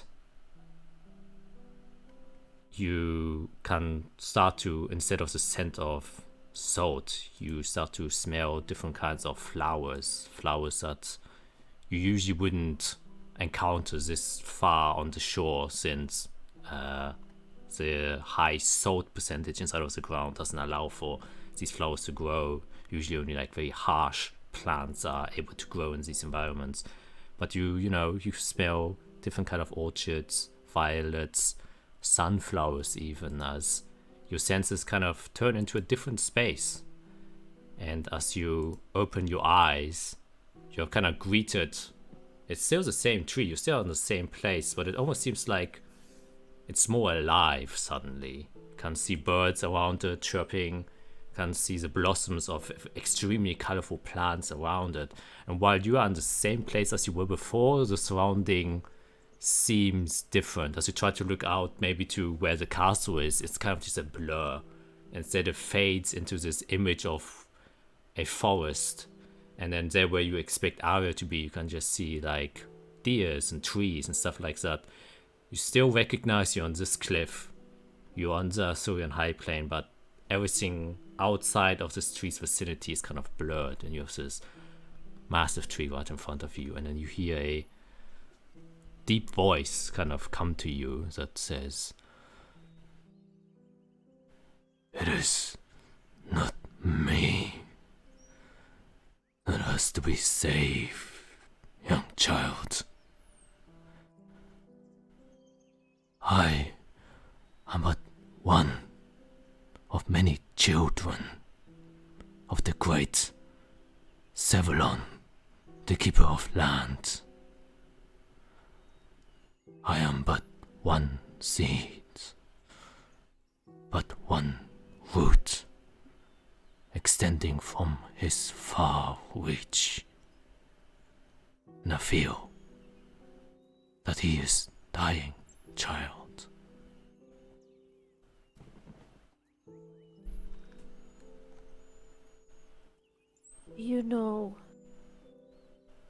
Do you know where he is? He is at the center of this world.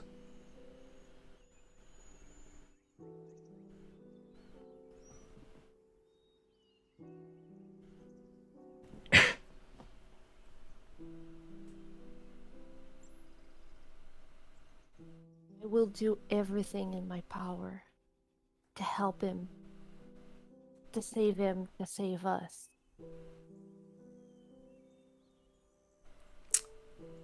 feel a warmth come over you, a sense of acknowledgement and a sense of pride. He then kind of continues to say, The people, our people of this land, have forgotten where they have come from. Remind them, child, that it was nature that gifted them peace and life. And now, these gifts have been forgotten. They have been misused. And with it, we are slowly dying.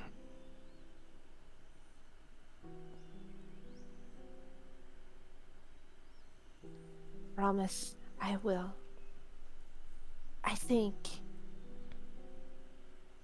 I think I've got my hands in the right place now.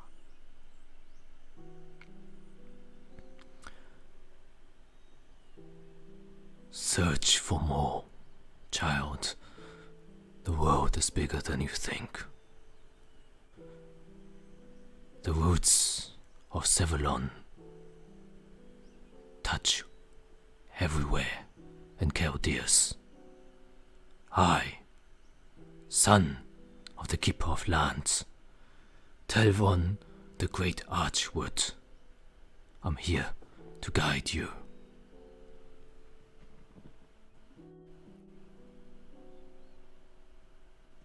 Thank you for your guidance. I appreciate it very much. I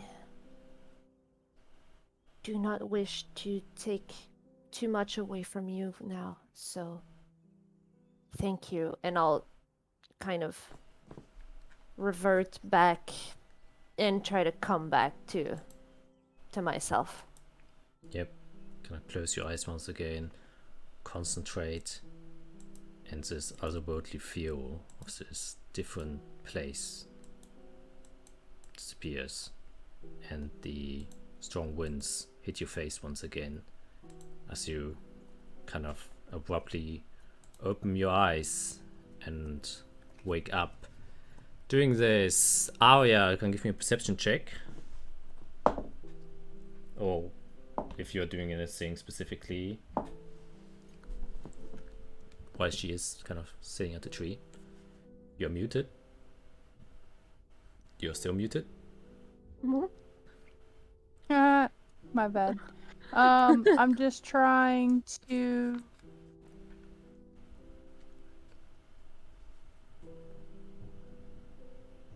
beat the guards at just looking around. But of course, D&D Beyond does not want to open for me right now. It won't let me switch tabs. Okay, should I roll for you then? That would be awesome. Okay, a perception check. Which is a 20. I also rolled for the guards. And one of them rolled a natural 20. Oh. You kind of stand and see, and you can see, Isobel's doing her usual thing, kind of just meditating there. And after a while, you can see one of the guards kind of step up, but then just kind of relaxes and then step back. And shortly after he notices, you see a figure appear behind Isobel. But with your good perception, you can deduce he seems to be a high society member, probably a duke from the way he's dressed, very similar to Leander, but definitely not Leander. Is there anything you would like to do? Have I seen like this person before? Yes. The first time you went here to this tree, if you remember, there was an individual standing alone at the tree. This is the same individual who was there before. Because you waited until you left and then you went there. And he's the same guy there. Just say good afternoon. This tree is special to you as well? He kind of looks over. You're quite a bit far away since you gave space to Icewell, so would you have approached him? Yes. Okay. Yeah, he kind of just looks over to you. He seems to be like middle-aged for high elf, which means he's probably a bit into his second, century. So a bit, not super old, but you can see a bit of wear and tear on his skin. He's got like extremely nice blonde hair that is, he's got an undercut, so his sides are thin, and very long draped hair, almost a bit similar to Isobel. And then he wears these, open robes, and he kind of just looks over to you and says, "Yes, I visit it every day. It's very special to me." Don't know much about this particular tree, but my friend over there, and I kind of gesture over, seems to be very attached to this tree. He's like standing immediately behind Isobel, so you kind of just gestured in front of him, and he kind of looks down and he says, "Yes, it seems so. Being able to communicate with past ancestry is quite important nowadays."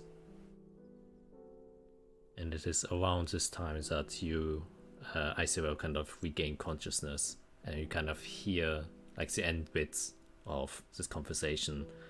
As you kind of get back to yourself, you can see this individual standing behind you, almost like looming. He's quite tall. And he just kind of looks at you with a kind smile and says, "Ah, so, what did he say?" He's worried that we are losing ourselves. And I do agree with him. There is much to do if we want to save the weave. Tell me, child, have you learned his name?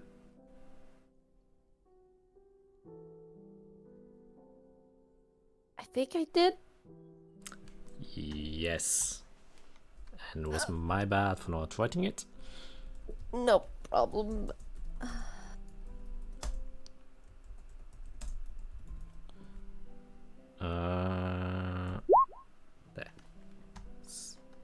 he said he's the child of Sevalon, the keeper of lands. Yeah, Tell me. that part I have it. It is the rest I had not. Yeah. Thanks. Yes, he told me his name. Telvon.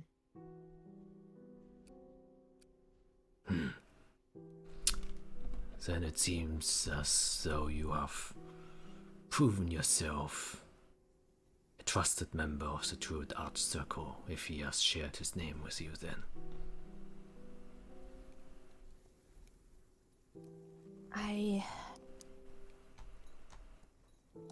I was taught the ways of Servalon a long time ago.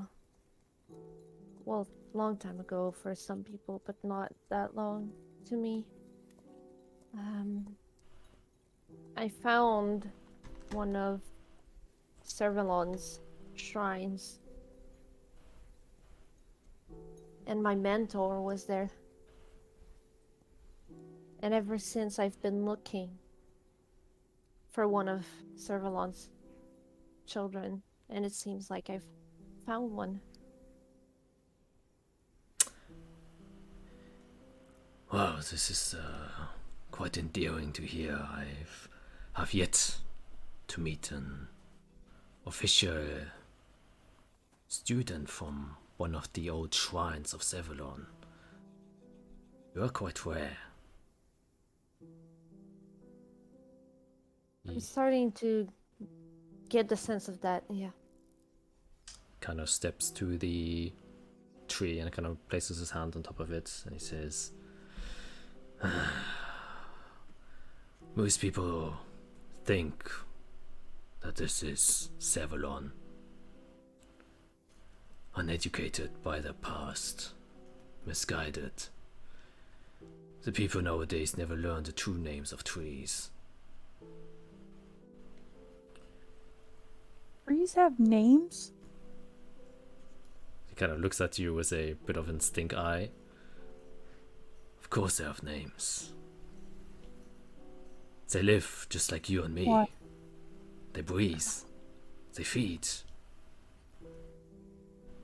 They have much difference in us. I guess I never thought of it that way. Well, unfortunately you aren't the only one. Most people don't think of it that way. He kind of gestures out to the plains that surround Sunania. And you can see there are only like a couple of trees spread around. You know, and he kind of says, In the past, this entire land was covered with a great forest. But look at it now. Gone. Barren. Because people have lost their respect.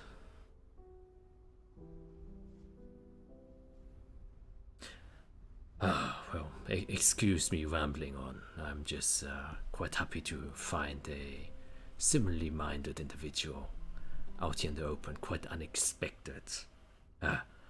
My name is Ludwig Sebelson Verratgeber,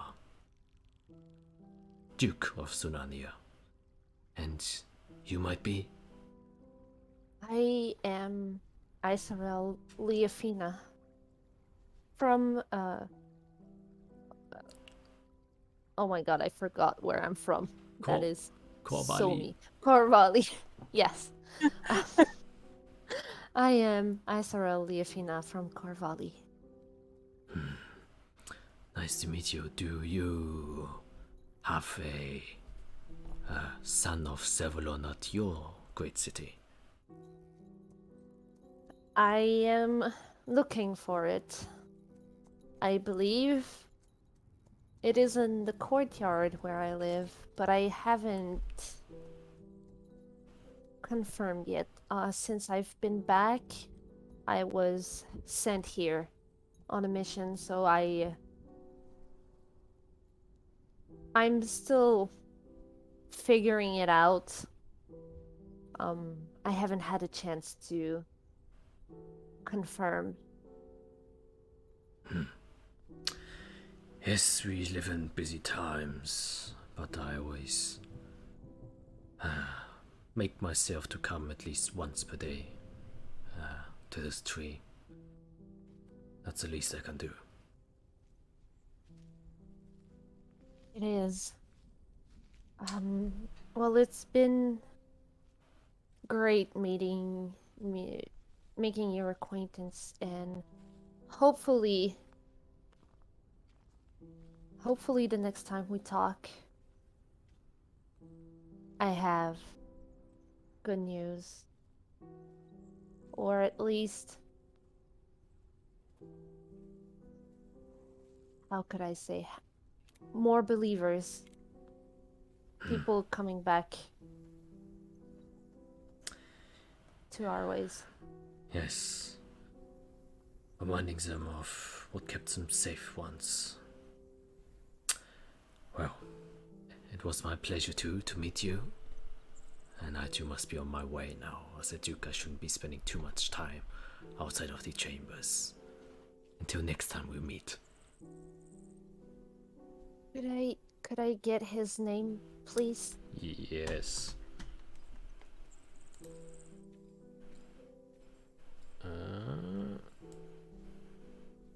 And also, I just want to confirm, is it the great, great, amazing, awesome, or is it great Oh. as in, cheese grater? Great as an awesome. Oh shit, I didn't. Okay, cool. You know what? Maybe it is a cheese grate. Maybe it is a cheese grater archwood. Awesome. Oh shit, I didn't even see I figured it was a typo. I just, Yep. since it's a word that does exist, I wanted to make sure. Yep. Good keeping an eye out, otherwise in the future I would have been extremely confused. Yeah, and with that he kind of just, gives his typical nod and then steps away. Just kind of Cool. goes around his own path. I'm just gonna start looking for a bird. Okay, yeah, there are a couple of birds flying around here on the tree itself. You hear a few chirpings. Not hard to find at this tree. Alright. I will then cast Animal Messenger on one of the birds. Okay. Which does? Well, I can... Which allows me to send a 25-word message to someone. In this instance, my father. Okay. And... So I'll basically tell the bird, find... Oh my god, I am so dumb. I forgot the name of my dad. Wow. I forgot the name of my dad. How could I forget the name of my dad? It is somewhere. Okay, I will see. It is... Xenon. Yes, Cernon. Yes. So I will tell the bird, find Cernon Leafina in Corvalli, and tell him this. And I'll say, hey dad, it's me. Arya and I are okay. I'm at 10 words. Okay. Have to stay for a while. Don't worry. We'll be back soon. Love you, bye. Oh, okay. And with that, the little sparrow kind of flutters its wing and starts to soar away. with your message. And that's it. I'm done. Okay, anything at this moment you would like to do, Aria?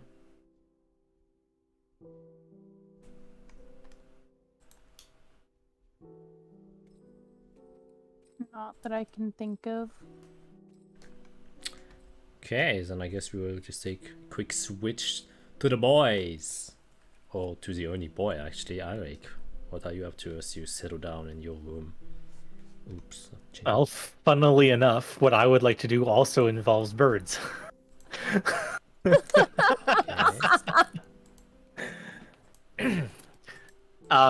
So I'm gonna go sit by the window. Can I see any of the giant eagles flying around? Make a perception check.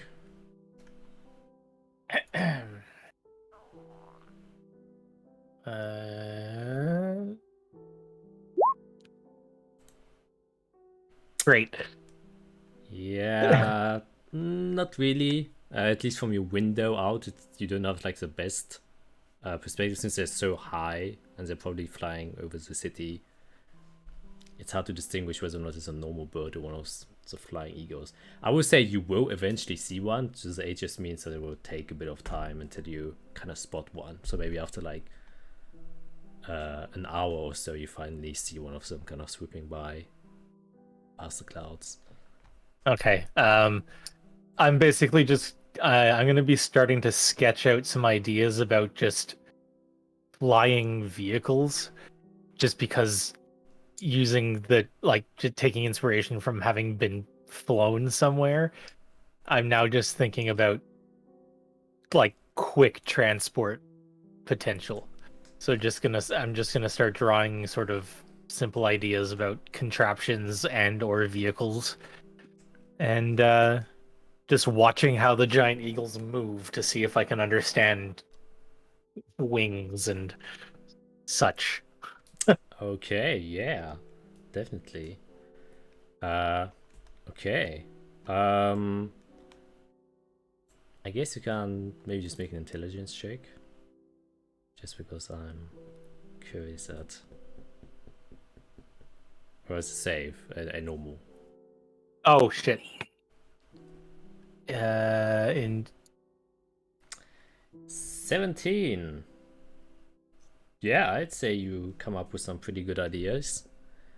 The first obvious thing that would come to your mind is using a wind chrysalis. That would probably be extremely helpful. And then you just have to find a way how you can use this wind thruster to your advantage to build. It's more not maybe you kind of realize maybe it doesn't have to do much with the motion of the eagles and more the shape of the wings. And yeah, kind of sketching out maybe like a mechanical eagle that has light wings that could possibly transport maybe one or two. Yeah, I say you make some progress on there. You can keep that in mind. That's it. Nothing like crazy. I'm not expecting to come up with an invention in an hour, so Bloop. Here it is. Okay, then we're gonna switch to Dr. Fiera. Only one with a title. Accomplished. Yeah, she is. Yeah, so when I get back to my room, pretty simple first hour. I'm just gonna take out my notebook, take out my spell book, take a seat on my bed, and take an hour to use arcane recovery as I flip through my spells, my notes, and just take in the ambient magics of the weave. Okay. Yeah, so you're just kind of looking through your spells and stuff like that. Pretty simple. That way I can get a 3rd level spell slot back. Yes. And then I'll close both my books and maybe I should use a bird too. No, that's probably too much. I'll use sending, and I would like to send my brother a message. Oh shit. Okay. Yeah. I do have it written out. if you're ready. Yes. All right, so I cast the spell, and in front of me, it's almost like when you put like a stone into water, there's ripples. It's almost like shadowy ripples start like going in front of me as I speak. And I say, hey, I'm in Azathia, so I'm safe fish, but in a pickle. I know what you've looked into. How do you spot dark resistance moles?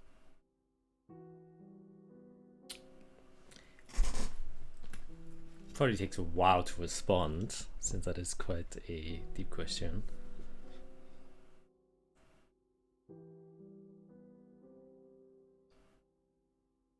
Says,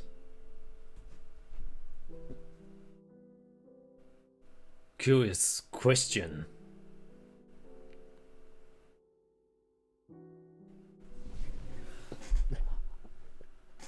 I don't search much moles.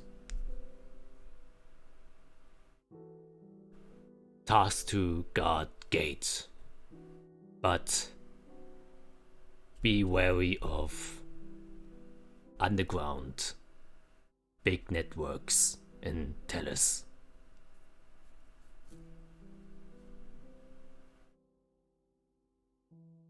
Influence washing over to Azathia.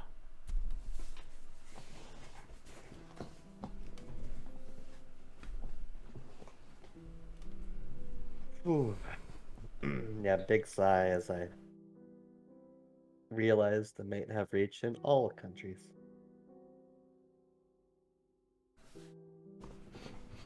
I'll pack everything up and go to the door, and call both guards into my room. Okay. You two, word please. Yes, of course. Gonna step inside. What can we do for you?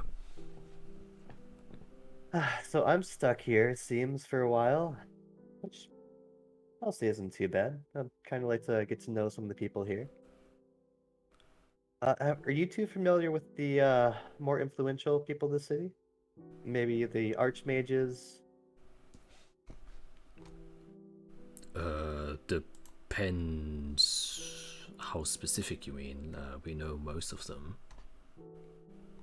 Well, I would like to get to know some. Yes, maybe some of the friendlier ones. Or more open to people of... Come on. I think they can look at each other. I think most archmages are the curious type, so I don't think there would be any problems with you being from Canaan.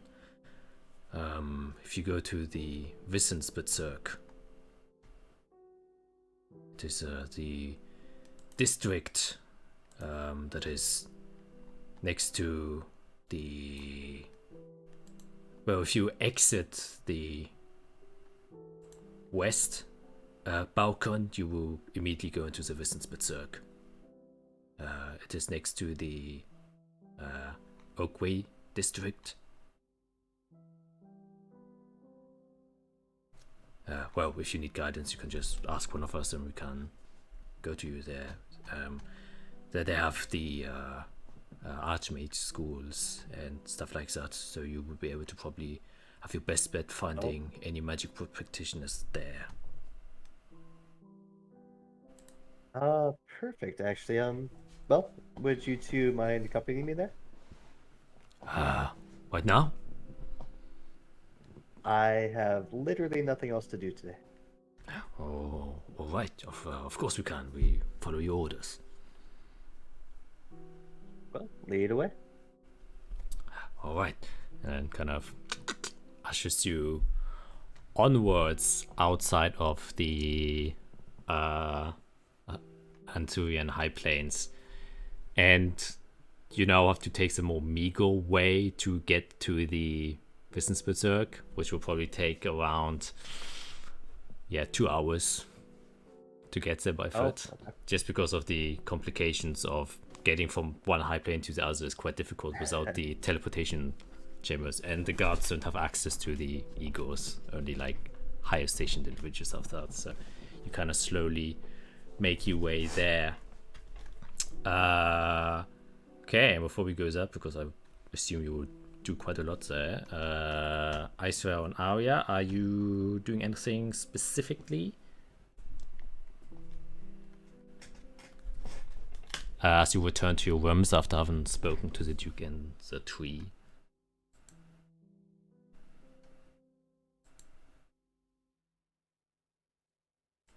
When we get back to the room, I would want to write out a note. And find someone who I can pass it along to. Okay. So you want to what's it called? Go to the who do you want to send this letter to, I guess, is a more better question. I'm responding to the briefing I received, so whoever I would need to send it to. Ah, okay, so most likely your supervisor then. Is what I will assume. Yes. Okay, yeah, and what do you write inside of that letter? I'm in the process of currently writing it. So I'll send it to you when I'm done writing it. Okay. Yeah. You can definitely take that letter and you can just find individuals to pass it by. You probably, the easiest way for you is just to send it to, tell one of the guards to just give it to Xena 4, and then she can have an even more direct route to send it to your supervisor. Okay. Yeah, so that's probably how it would go down. You could take a even more complicated route and try to find a different associate outside of the castle, but that would take a lot longer. Yeah, I would want to go the most direct route possible. Okay. Then, yeah, you can do that. And whoop, the letter gets whiffed away and you can send me what you wish to write later. And Azathia, nothing from you?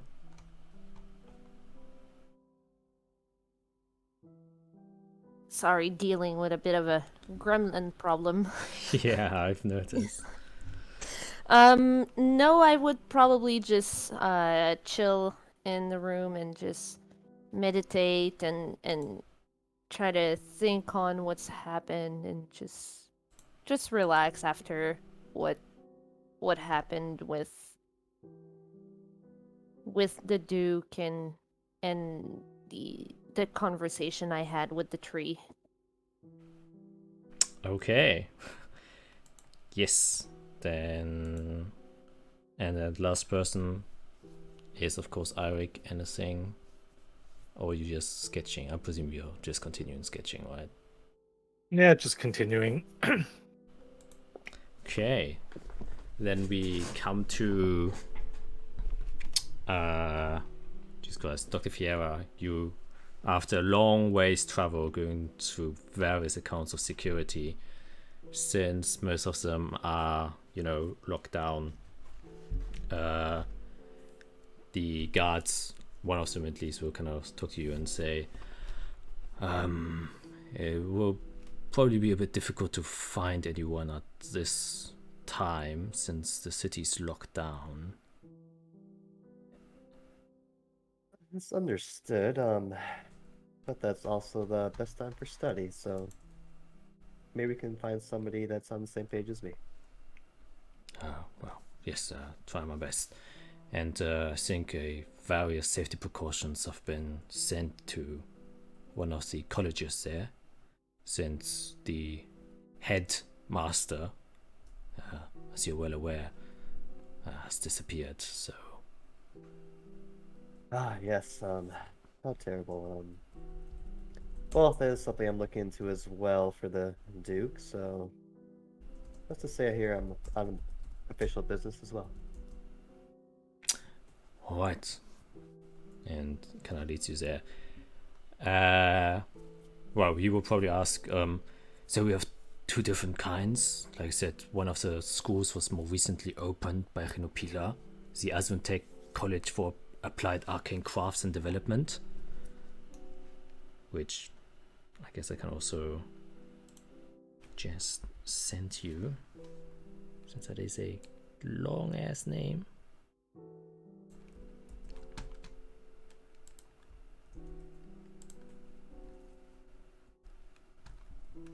Ooh, okay. That was close. And then we also have the Zealous College for Arcane Practices. That is your average major school. The other one is more for, I believe controlled enchantment and crafting of magical items and artifacts. Yes, talked to someone recently about that. Let's go to the more normal school. Alright, I think the first individual I will introduce you to is hopefully is there. Telding Vinahas.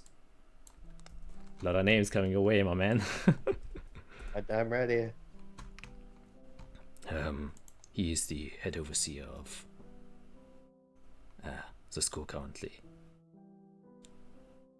As far as I'm concerned, he also graduated from the Covers Magical Institute, so he's the most, well, let's say, competent archmage we have in our educational fields.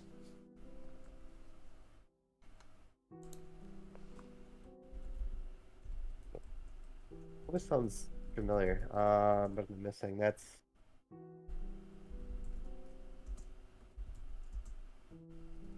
Is that the school that I'm going to? Or is that a different school? Oh, the Covers Magical Institute? No, that is the super large one that is its own city. Oh, that's why it sounds familiar. Okay. Understood. Yes, only high esteemed arcane practitioners are even allowed to enter the Covers Magical Institute, so having a degree from there already gives one major credentials. Well, then he is qualified to talk to me. They all look at each other like, yes, if you say so. And they lead you there. On the map itself, the school is kind of, let me get on the map, is located here. The large building in the middle is a Holy Legionist Church. Yeah, you kind of pass by the large church, or in your perspective, this is quite a small church compared to what you have back home. This doesn't seem like anything, and you get to the set of big buildings, and they're a similar structure to how the castle was built, in that it's quite thin structurally, and it's more height based, so it has like a lot of floors. You can see immediate glance maybe like 8 floors high, but width it isn't so much. As you kind of get to the side where the main entrance is, you can see that it's kind of built to just fit into this place, and then there's a little a narrow walkway, and on the left of it there seems to be a different kind of school. Probably just, this is a general education space, and this is one of the main buildings that is made for arcane practices. And you can see on top of it there are 2 towers that stick out, and one of the guards would just say, one of the towers obviously belongs to Telding Vinahas, and the other representative who teaches here is Vashina Ilnara, which, once again, copy and paste that.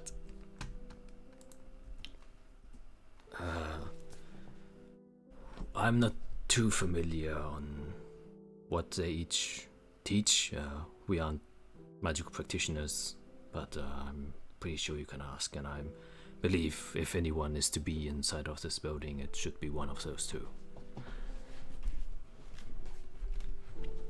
and you step inside. You come inside of these long hallways, very clean, almost looks like a hospital, because it's extremely white, and you can see on the sides there are several different paintings and portraits of what seem to be older high elves, probably archmages from history or something like that.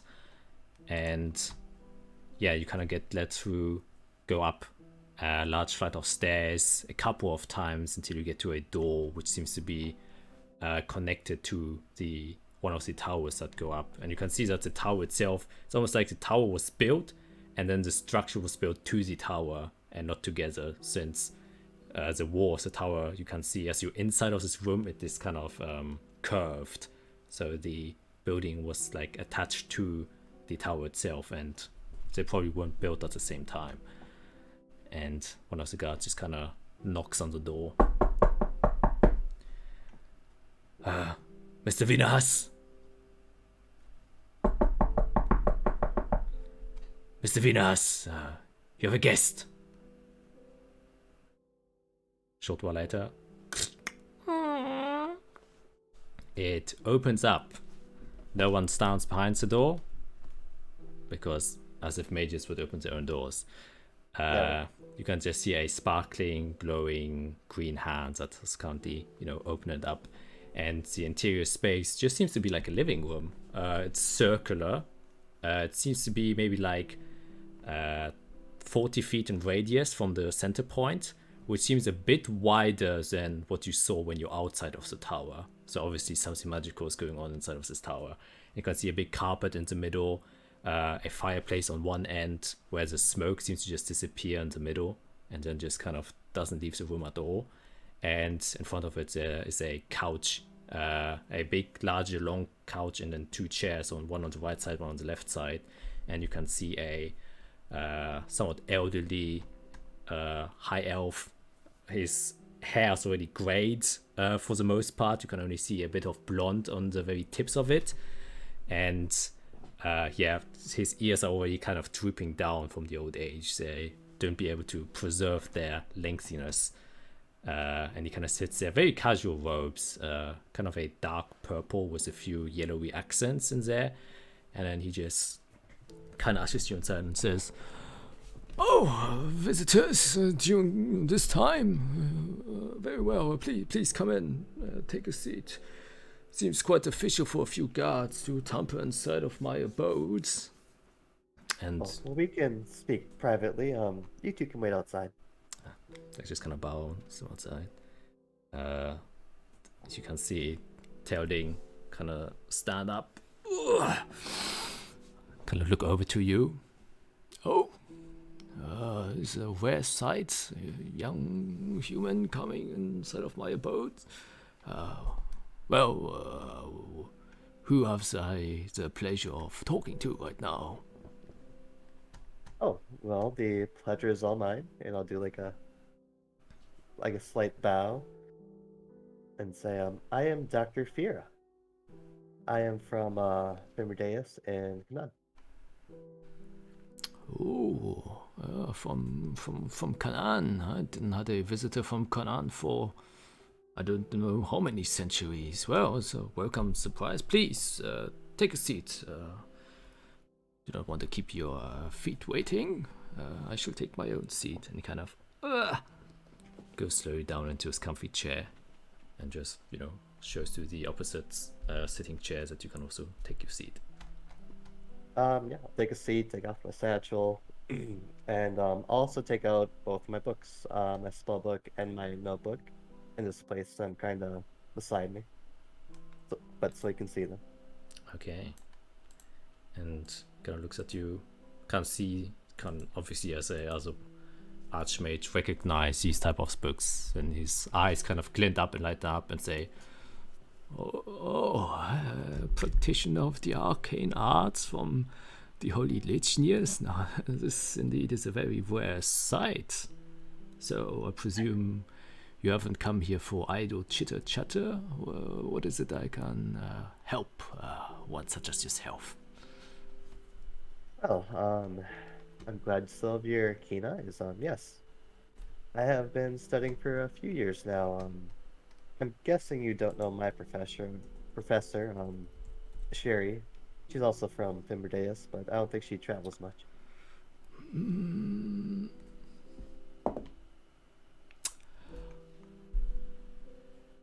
Yes, no. That name sounds familiar. What, do you know her surname? Maybe that can make my old brain light up a bit. I don't think I made one, so I can make one up here real quick.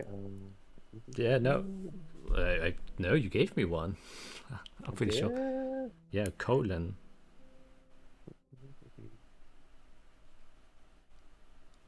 I So did. I have written down Sherry colon. So, unless I will adjust on my notes because yeah, I did not write that down. maybe I just added it there because I give everyone surnames. Could be. Yeah, but you would know that definitely. Right. Yeah, I'll say Professor Sherry Colin.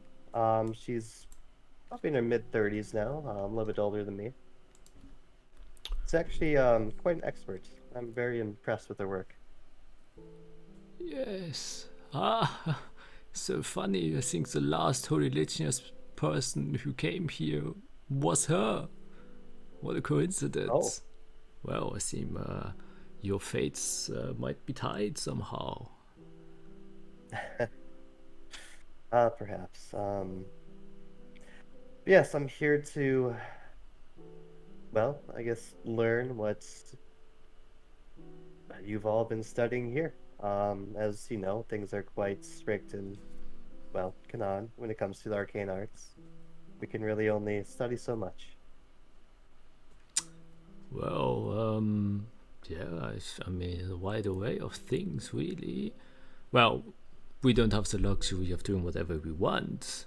Kind of points to the wall. You look to the wall, and then a window emerges, and then you can see the very obvious Holy Litanius Church, which is probably deliberately placed in the middle of the Wissensbezirk, and says, well, they aren't far away if we do our own research, so, but I believe you have a bit more leeway than what you have at home. I can imagine so. So But please, I'm curious, have you, well, I saw from the portraits below you're a man of history, which I can greatly respect. I think we kind of learn the most from the past, as we can better shape our future. So I'm wondering if you've come across any sorts of runes that maybe depict magic as it used to be. as it used to be. Now that is a very, very interesting statement you made there. Well, before I say anything, safety precautions have to be made. Kind of goes into his big robes and he kind of takes out like a long wand, which is like he pulls it for a while as it comes out, and it's really this long. Kind of weaves it around, and you can see as he's weaving, he's making like an 8 motion, and slowly a light glow starts to emerge at the tip of it, and then it follows this trail, and then he kind of lifts it up, but the kind of infinity sign stays in there, and then he kind of slashes it through with his wand, and then it follows through, and then tips the table, and then boom, like a dome emerges from it. And then he says, okay, just in case anyone wants to peep on you or me while we're having this conversation during these times, I feel a bit paranoid, especially with them. Kind of shows to the church. As that close, I've taken habit of being a bit cautious when it comes with things like these. That's fair. Well, to your question, well, the mainly historian amongst us in this building is Vashina. She specifically does the historical side of arcane arts. I specialize more in, well, the arcane practices and how to use them. we work closely together, obviously, and we exchange thoughts. So if you need an expert mind on things about history, she's probably better. But I think as of now, she's currently not in-house. I think she was invited for expedition at the Zephyrus archives. She's doing some research abroad, which is currently why I'm alone in here. Oh, that's interesting. That's actually what I did for quite a while, is research and delving and doing my own expeditions. Yes, it's very interesting what she found, what the group found.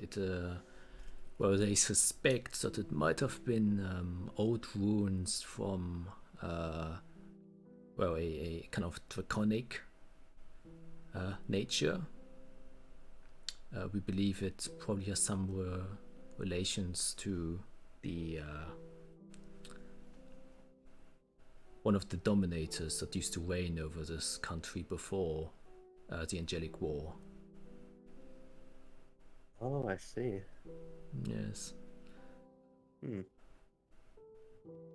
I actually find that unfortunate. Doesn't quite go back as far as I was looking into. Well, we do not know how old these ruins are. They could have been built 10,000 years ago. We don't know. True, until you get your hands dirty, it's hard to see what's beneath. Yep. Anything specific you are inquiring about? You're kind of asking vague questions. I find it a bit hard to answer. I apologize. It's strange being away from home. Oh. Still trying to figure out who I can trust here. Ooh, yeah, I know that feeling all too well. Well, maybe if I show you something, it may help clear things up. Would I be allowed to do so? Sure, as long as I can keep my health intact, there shouldn't be any problems. Fair. Let's see. What do I have prepared? Ta-da. Oh, that was kind of fun. So I'll take my notebook. It's kind of like a work notebook. The black one with like white specks that kind of look like stars. I'll start going through the pages, kind of slowly, and then start saying some of the names out loud that are kind of at the top of the page, like Syndra. I don't know, stars. Then there's another page where it's like Alan Wood-Elf, who is a butcher, and then I'll go to another page, and then this one might help. Did you know that everyone has choices to make? And as they make them, those choices you don't make disappear. So if you try hard enough, you can kind of pull them back and will your own fate to go with those old choices. And then I'll start writing on the book a new entry for Sheila Scarlet and cast the spell Borrowed Knowledge, which lets me draw on the knowledge of other cells. And it takes like a minute to cast. You kind of sees me go into this trance as I start writing, as knowledge of this person who could have existed but doesn't starts pouring into me as I gain proficiency for medicine. And as I'm casting the spell, I say, you see, I could have been a doctor at one point, but instead I decided to go into the arcane arts. But it's not like I couldn't still be a doctor if I pull from that possibility that I could have had. And I start writing down like the person's description, what kind of doctor they were, what kind of world they lived in, as I take in their memories and finish Borrowed Knowledge. Okay. Oh shit. Kind of looks at you with eyes wide open with great interest of what's currently happening. And he kind of squints his eyes at you as if he's trying to see something. It's like, I've only ever heard of it. I've never actually seen it done before.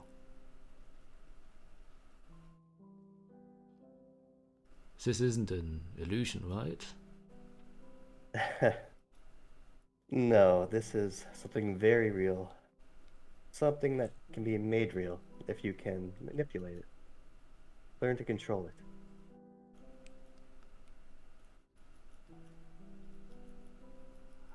I'm a bit speechless right now. It's one of the biggest fields of research for historians. Oh, it's what a shame that Vashina isn't here. I bet she would go wild if she saw this. She's been kind of talking to me about it. I haven't personally interacted much with this side of the magic. It's quite difficult. That's for sure. Yes, Vashina kind of said that only particular type of people are able to cast it, and not everyone has the, well, I say brains to do it. It needs a certain sense of urgency. Well, she described it somewhat like that. I wasn't really paying much attention. I could see that. I feel like without the proper motivation, then this sort of control wouldn't be possible. It's not for the faint of heart or the casual arcanist. I would assume so. I mean, seeing all possibilities in front of your eyes can be quite daunting if you're unprepared. Makes you feel a bit meaningless in the decisions you do, to be honest.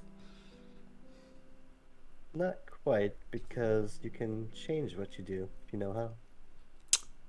Well, if you become more well attuned to it, I'm sure you can. But as someone who's new and witnesses for its first time, I think it's like staring down into an endless pit with no way up or down. I think most people will get quite nauseous from that feeling. Could be. Well, it sounds like I should be talking to your colleague about this sort of field. Yes, I apologize that I am not much help here. Is there something specific? Maybe I have, like I said, I don't know much, but I have a few tidbits of information that I've gotten from my conversations with Vashina.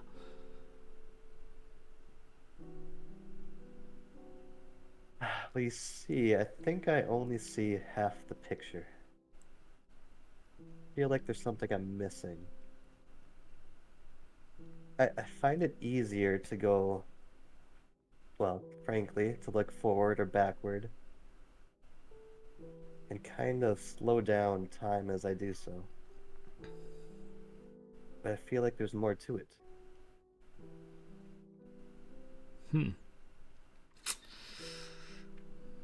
Yes.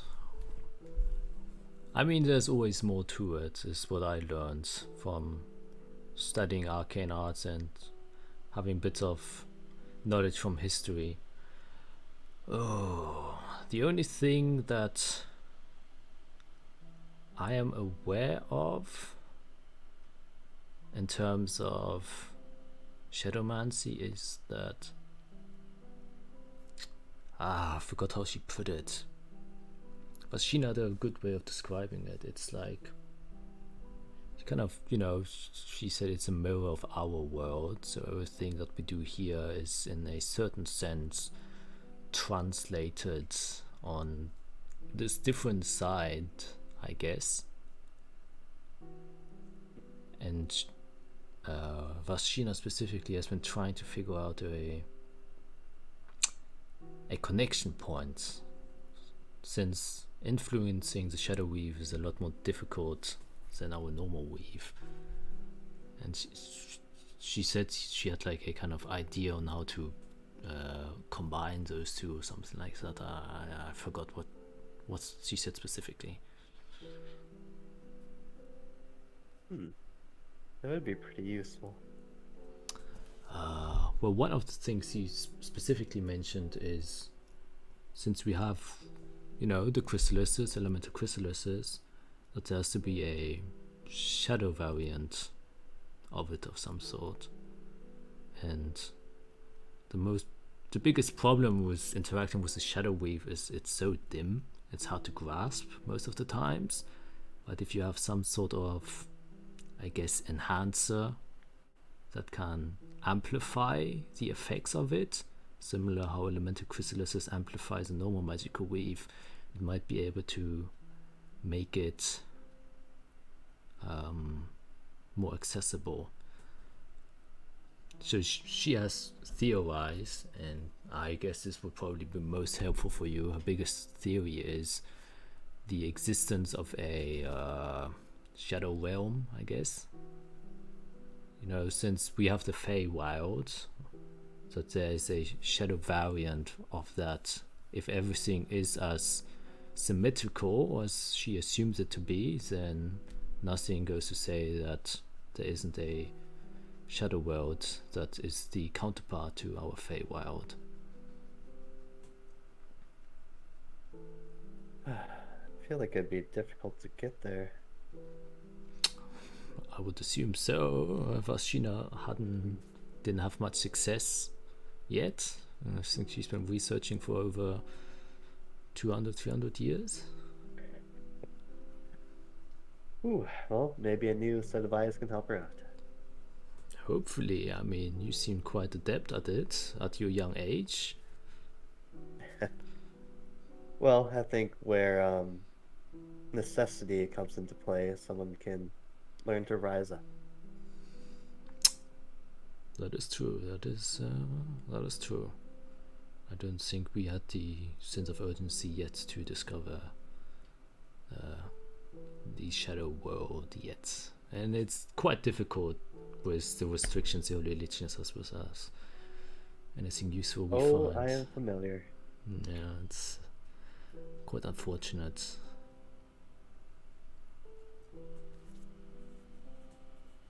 Well, thank you for your insights and information. Know that it is safe with me. I just wish to learn more so I can try to figure a way how to use this to help. Yes, that has been our goal for a long time too, trying to figure out how we can maybe present this to the Chamber of Dukes and maybe make it more well known. To influence power to change possibility is infinitely, in the literal sense, useful. There are infinite possibilities, so we're trying to find out how we can harness this. Well, that's my mission as well. Well, I guess before I take my leave, I am looking to, I guess, learn the basics of arcane as well, not just shadowmancy as it be. As I think the more I learn about the normal arts, the more I can expand my knowledge of more complicated ones. So I was wondering if you could, I don't know, give me advice where I could learn, where I could find scrolls or anything really, just so I can expand my current knowledge. Ooh, yes. I mean, we are in a bit of a precarious situation now. Well, do you have the ability to send messages? I do. All right, and you have that.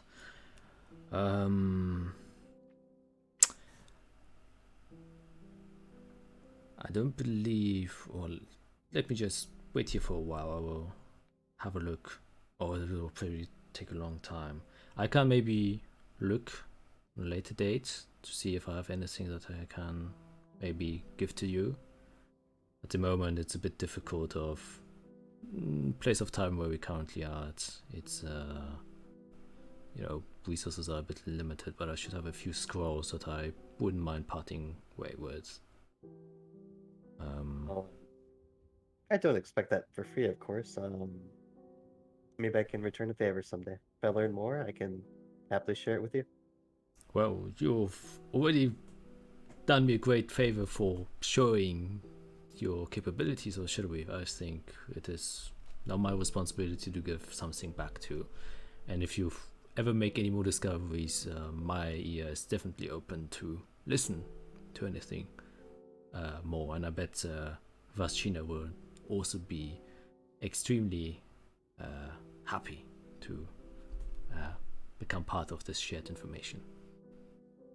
Yes, I actually can't wait to meet her. Seems like the perfect person I need to find.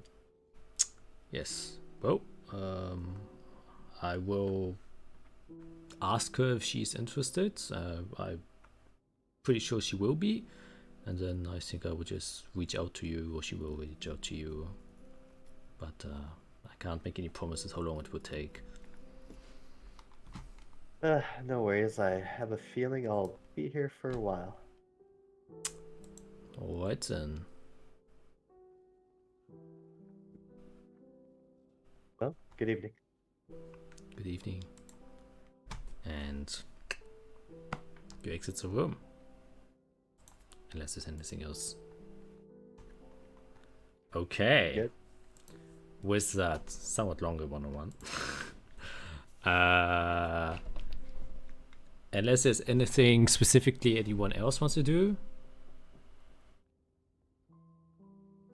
we can skip over to when you wanted to meet, which is the next day at breakfast, is what you said, right?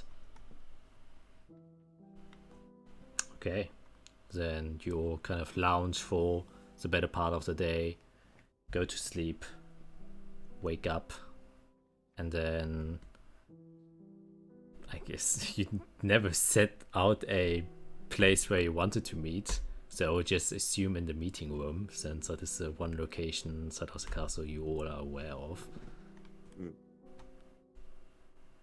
Yeah? Yes, fine with me. Yep. Okay, then because you wanted to meet up for breakfast, but breakfast gets delivered to your room, so Oh,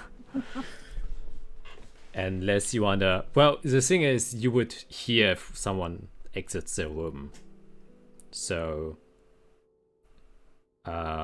you would probably notice when the others are leaving. You could just meet up in one of your rooms. You are literally right next to each other. Depends on what you want to do. I'm just putting out the options. I'm definitely not inviting people to my room. Okay. meeting room. Okay. Yeah, that would make sense. Then you step to the meeting room and you meet each other. You probably, different times. I will just say, yeah, no, we don't have to say anything. You meet at the meeting room. What would you like to do? Hope everyone slept all right. Well enough. Yeah, better than expected, I suppose. It's because of the environment and the finer things in life. Well, it's... yeah, I mean... I guess it's more just the overwhelming potential of doom that is kind of just existing around us right now. I don't know. That's just me. Fair enough, fair enough.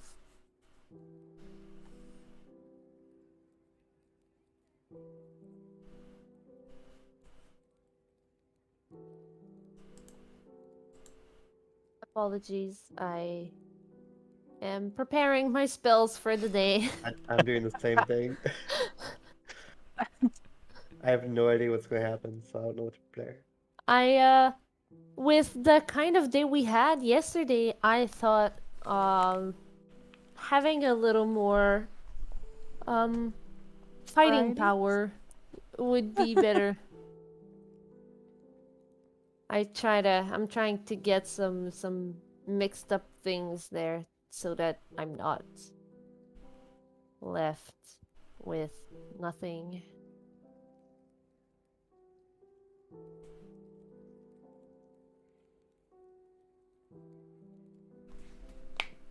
So what should we do today?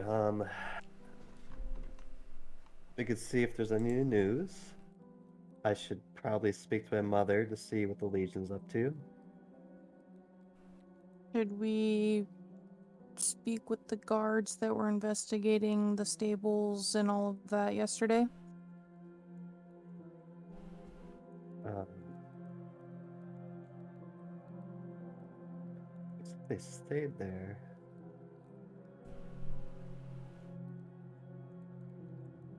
I mean, if it's up to me, I think they probably came up empty-handed, right? They definitely, flew the coop before we even investigated the room. Question is, where did they go next? And where would they have brought the crystal? That's what I mean. Like, I feel like they would have maybe left another clue if this is a game to them. And I'm assuming the crystal's quite large, so it's not something they can just easily hide. Actually, I have its size. I guess, Eric, you saw it. Usually Medix crystals are between the size of an apple to about 2 feet in diameter. So which one is this? Let me see if I wrote it down. Well, you did just show the size quite accurately. That was exactly what it was. Yeah, Yeah. I thought so. Yeah. Yeah, probably like I just can't bigger than a soccer see ball. nothing. Alright, so it's about as large as a Medix gets. Okay, so that could be kind of easy to hide if you have a big enough backpack. I mean, I'll be real, the thing was transported in some magical box that made it look like a normal box, right? Like, could probably be hit. People transform in front of us. Things can just be masked. Yes, pretty easily. Well, I think they're out of the city by now. They could I have would think so. thrown it onto a ship and the ship is gone. It could be on a cart. It could be anywhere. I think we need to find out who hired all these groups to do all the acts of yesterday, to mess with the circles, to, steal it in the first place. Because it obviously wasn't this group that stole it, they were just used as pawns to steal it.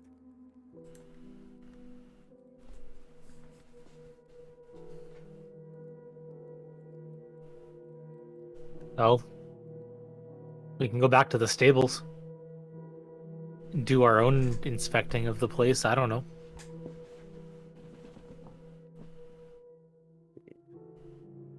Well, let's meet with the Duke and see if there's been any new developments.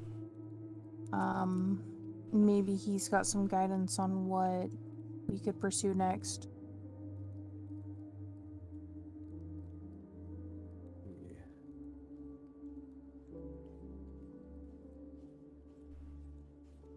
Ooh, it's How a do big we- city. Oh, we have guards, Yeah, how right? do we get the Duke? We have guards. And the Duke did say we could reach out anytime, didn't he? Yeah, true.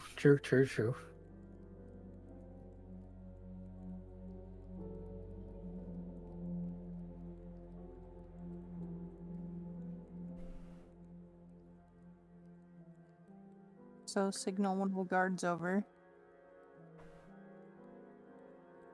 Yes. We would like to speak with the Duke this morning. Would you be able to let him know that we're in the meeting room wishing to speak with him? Of course. Turns around and then leaves the room. And a couple of minutes later, door opens up and you see the Duke step inside, wearing a bit of different clothing, a bit more casual this time. Steps inside. Good morning. Hope you all slept well. Good to know every one of you is safe. Kinda steps in and then sits down. You can see he's being followed by one retainer. Kinda puts like a cup of probably like tea or something. She then takes the sips out of. So, you called me over.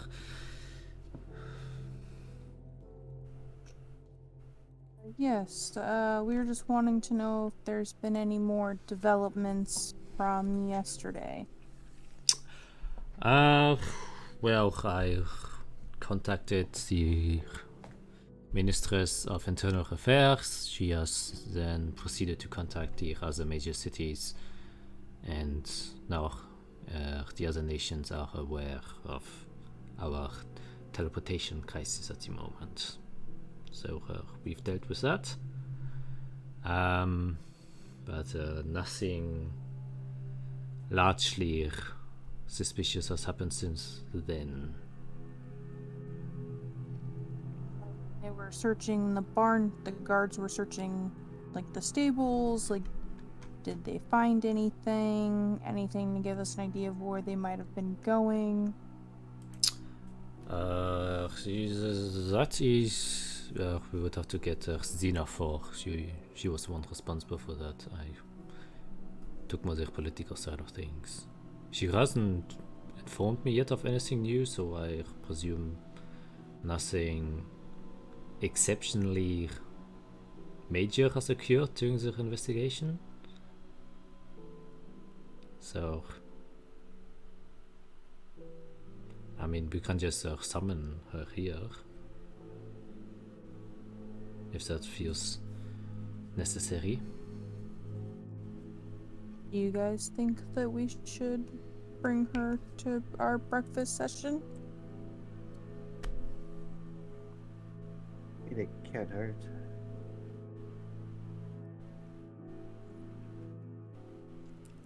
Okay. Anyone with other information is going to help.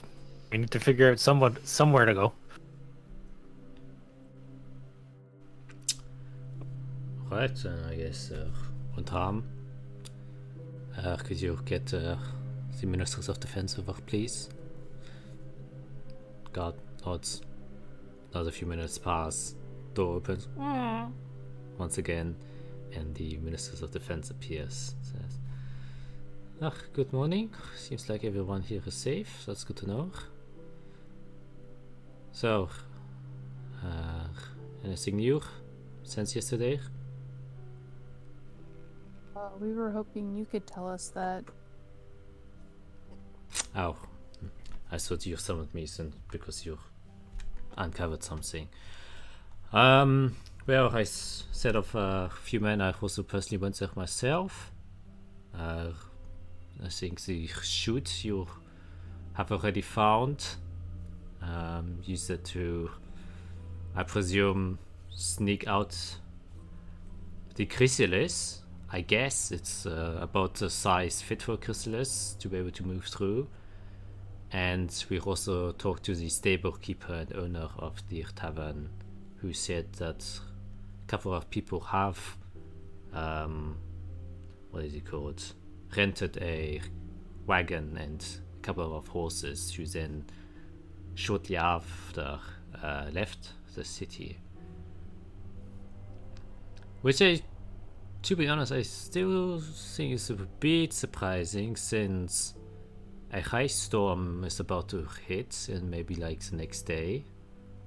So going out this early is foolish at best. I mean, the closest area they can go to is more than a day's travel away.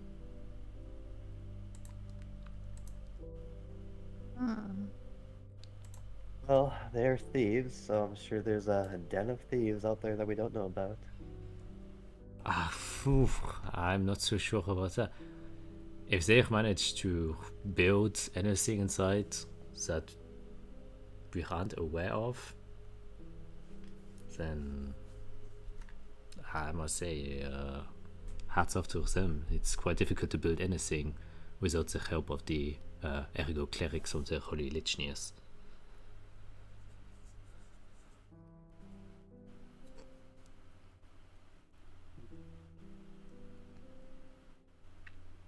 means they could either be close, or they got help from magic as transport somewhere. But then they would have done that in the city. Yes. And transport in the city's down, so that doesn't make any sense of why they would disable it to then just use it. Yeah. So near north.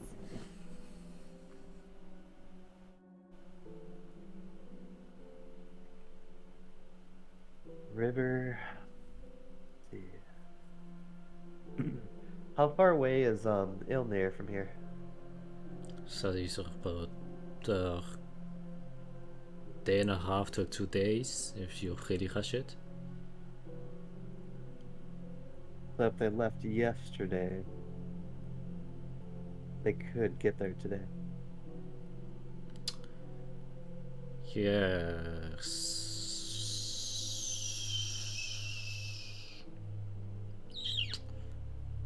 But then they'd be going through Canaan unless they went off the road.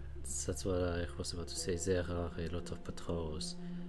However, the patrols are largely decreased because of an incoming high storm. Still, the senses of the holy legionnaires are quite impressive. Sneaking into Canaan unsupervised is the whole feat on its own. How far away is Colas? Oh, Collis is far, far away. It's maybe a month's travel. Because I can't help but think that this has to be related somehow to Imposter Tyrone dying and Imposter being super into sharing of the chrysalis. Like, I feel like they all have to be connected. But clearly, I wish to know what they want to do with the chrysalis.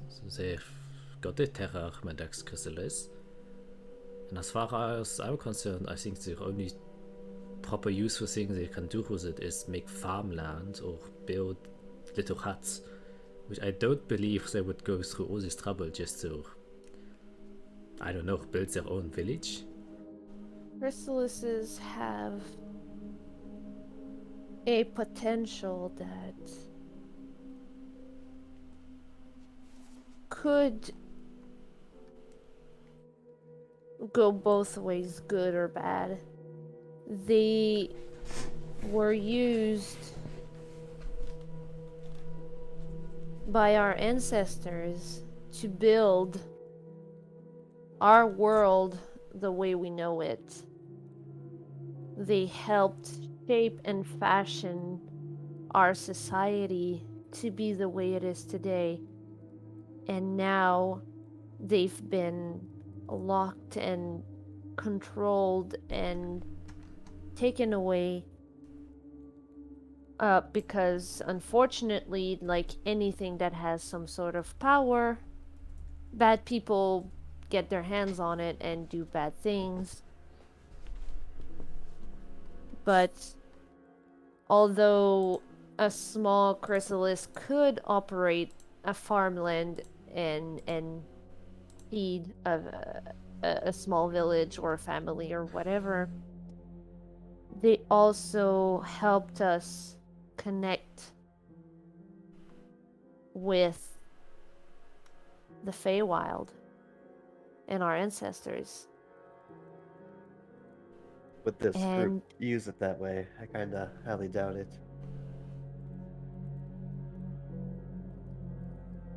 that's the problem. I do think these people intend to use it in the wrong way. Yeah. But saying that the chrysalises are useful only for farmland is far from the truth. Well, Eirik, question for you. You said during our meeting that you know how dangerous it could be. What exactly did you mean by that?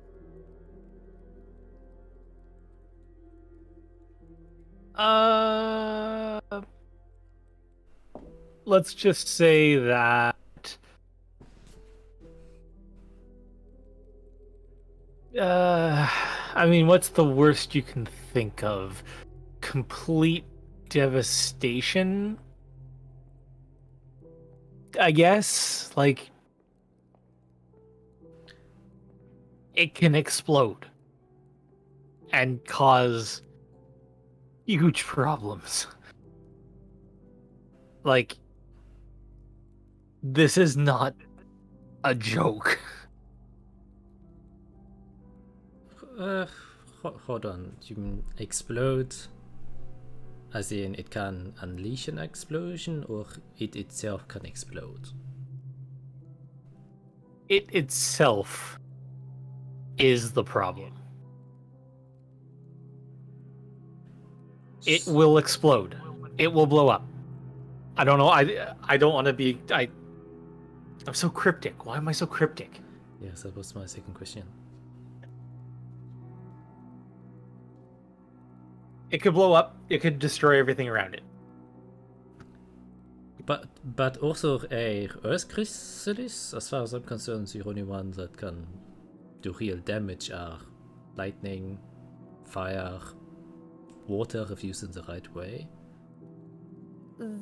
They're all interconnected and they can all work together or against each other. Have you seen a meteor shower? That's Earth coming down from the heavens. Sure, yes, but I think that would be extremely noticeable if someone were to... Okay, I'm just trying to think logically in our scenario here. They have an Earth Chrysalis. Maybe they have different kinds, but for now we can only be sure they have an Earth Chrysalis. And as far as I am aware of, unless you know more, Eirik, a Earth Chrysalis in its credentials cannot explode, since it's tied to the Earth, unless it can. It has other proper properties that we do not know of.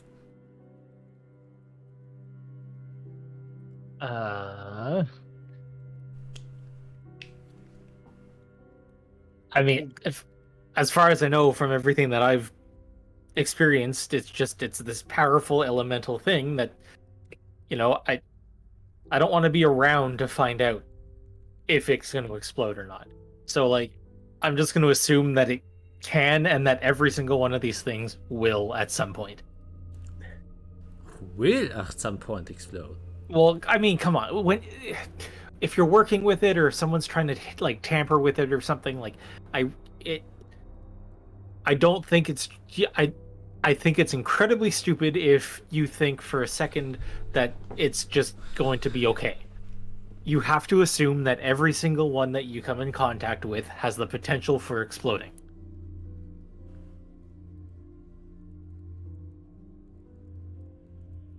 How about we bench the explosion for a bit, think more practically. Like, no matter what it does, we need to retrieve it. Yes, the reason why I mentioned this is, depending on what they intend to do with the chrysalis, we can maybe try and find out how they or where they will place it.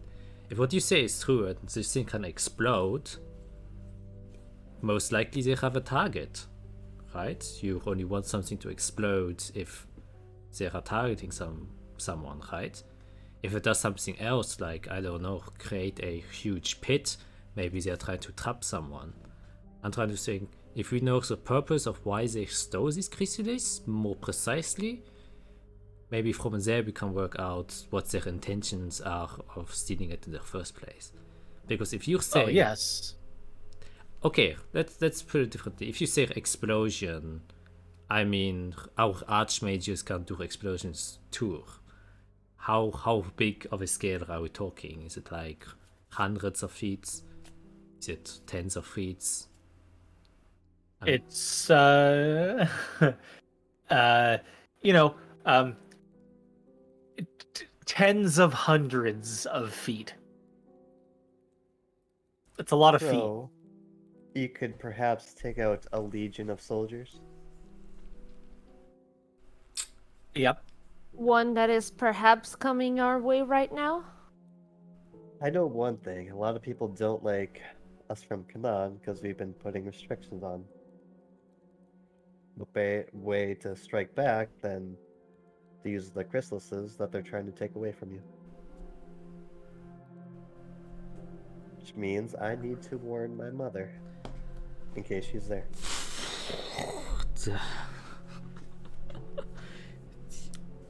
You are telling me they found out a way to wipe out an entire Crusader Legion? I mean, listen, they're probably going to have to do a lot to make it actually explode. I don't know if they can control an explosion. As far as I know, the danger comes from using it excessively. So if they're doing anything that will cause an explosion, it will be overuse or putting it under so much strain, then it will explode. I don't think they can just choose to have it explode, if that makes anybody feel a little bit better. Well, this does then put things into perspective, since the Crusader Legion will arrive in a couple of days, probably tomorrow. They have a day to prepare. Still, it would seem like, well, from the range you said, they could just probably be a couple of thousand feet away, and then just let it explode, and they will be caught in the vicinity of it. And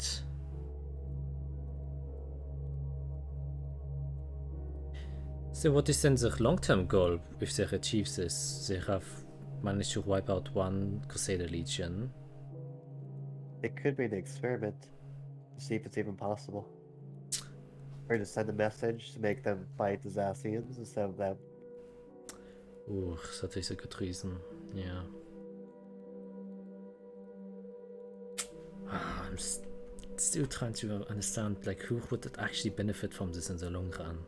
Is this occurs? There is a noble reason to wish to own chrysalises, but I doubt that these people are working with that mindset. The thing but I find a bit confusing is, even let's assume this does happen, right? They manage to let this chrysalis explode. In my mind, that would be more reason to ban the use of chrysalises even in our society because of the danger they pose, right? Like, Which is why I don't believe that the noble reason to use chrysalises is their particular end goal. But the weave is dying, and one of the ways to bring it back to life is to bring our people back to what we used to be, to what we used to believe. And one of these things is those chrysalises and how we used to use them to live and to shape our life, and the Holy Lichnius took them away from us. And I guess some people aren't happy. Some people are not happy about that. And now they're just lashing out.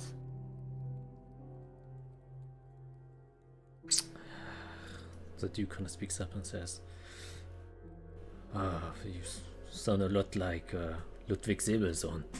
Kind of always talks about that. I've Is that the spoken to fellow... him last night. Yeah, That's the fellow by the tree? it is. Oh, that makes a lot of sense then.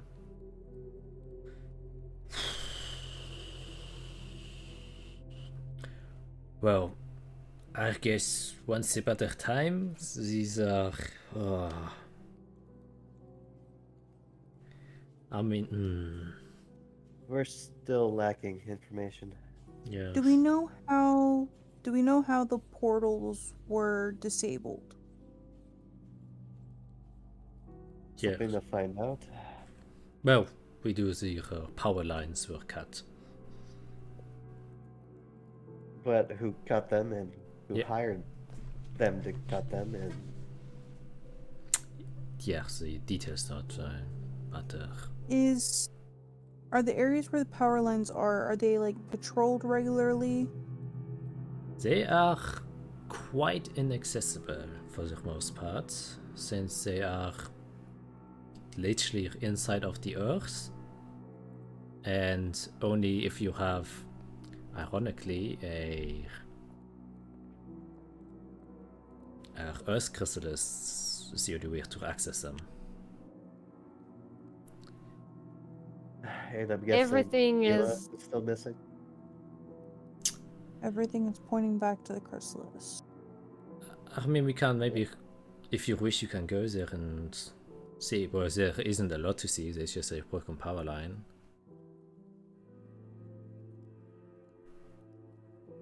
Wait on, hold on. But if it was used to disable the power lines, which are inside of this castle, that means it couldn't have been taken out of the castle then. Because they were disabled while you were at the warehouse. Oh, I'm not really good at the whole mind game thing, so maybe the cart that left town was just the Ano- false thing? another wild goose chase to make us run in circles. I'll be honest, I'm not really used to having to think about what evil people would do. I read books. I like facts. Well, that would be a lot easier word to understand if everything were like that.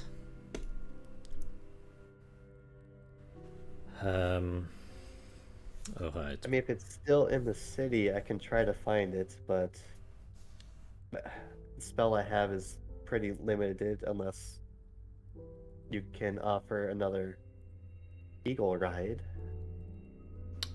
We can most certainly, if you wish to.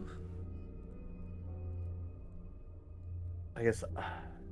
Have you ridden eagle back before? Talking to the Duke. It's like, I was once transported by several eagles inside of a flying cart, yes. Flying cart?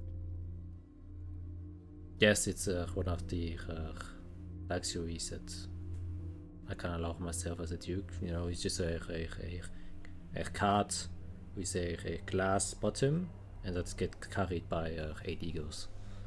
That sounds extremely frightening. Well, you can close the window if it's too frightening to look down, but it's quite a spectacle. It's a tourist attraction for the high society. Huh. I guess how long do you think it would take to fly around the city? In a circle. With the cart? Oh, Usually. with just on Eagleback. Oh. I don't really know. You probably would have to ask one of the Adler wardens. They probably know more about that. So, I'm just a duke. Yeah, they'll look to everybody else. It might not work if they're hiding it, but I can try to locate it if we fly over the city. I could probably help you with it. Because I Do you also have the same can. spell? I have the same spell. Oh, then we could definitely check the entire city on Eagle. We That could sounds awesome. probably check the entire city in this case and try to figure out where they're hiding. Ooh, have you ever seen a Medic's crystal though? I don't know if I In my can include. studies, would Um, I have seen them, Jack? I guess we check just to dictate whether or not you would have sought out one. Yeah, it's power of high society members. Sometimes they are literally used as vanity items. Some larger fountains are powered by like water chrysalises, and if there's an extremely rich family, especially in like Chamber of Dukes, they will use a Medex chrysalis to power that fountain. So yeah, you probably would have seen one. Yeah. well, then we have a plan. Me and Eirik can fly together and search half the city, while you and Arya can search the other half. Arya can provide our communication, and if we're lucky and the spell hones in on it, then maybe we have a place to check. Right, it sounds like a I pretty. mean, so if we're gonna do that, then I need to activate my. You don't need to My- hit us to do the telepathy, right? No, I just have to. I gotta find where it's at. You stabbed my bodyguard. So. As an action, choose up to 3 creatures so I can see. So I would choose you 3. And then I roll my psionic energy die, and then for a number of hours equal to the number rolled. Yep.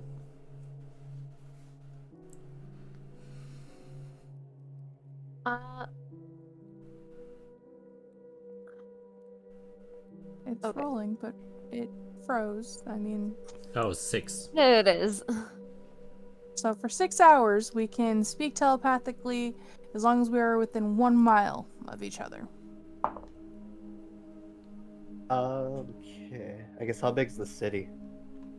So city is from one end to the other, from this very tip to what's the 50 longest way? feet. Okay, we're good. Yeah, about 25 feet. You know how it is. No, Yeah. it's about for like 5 miles. Okay, so we might have to cast it a couple times. And I can always do sending too, I guess, if we need to. Ooh, well, I think that's. I also have my little animal messenger spell in case we need. Probably better than my 3rd level. Well, Duke, I think we have a plan. Can you go get us 4 eagles, I guess? And maybe with ride. I don't know how to ride. We'll just make sure they have riders. Yes, definitely only with riders. I won't give you eagles without a rider, unless you wish for your own death.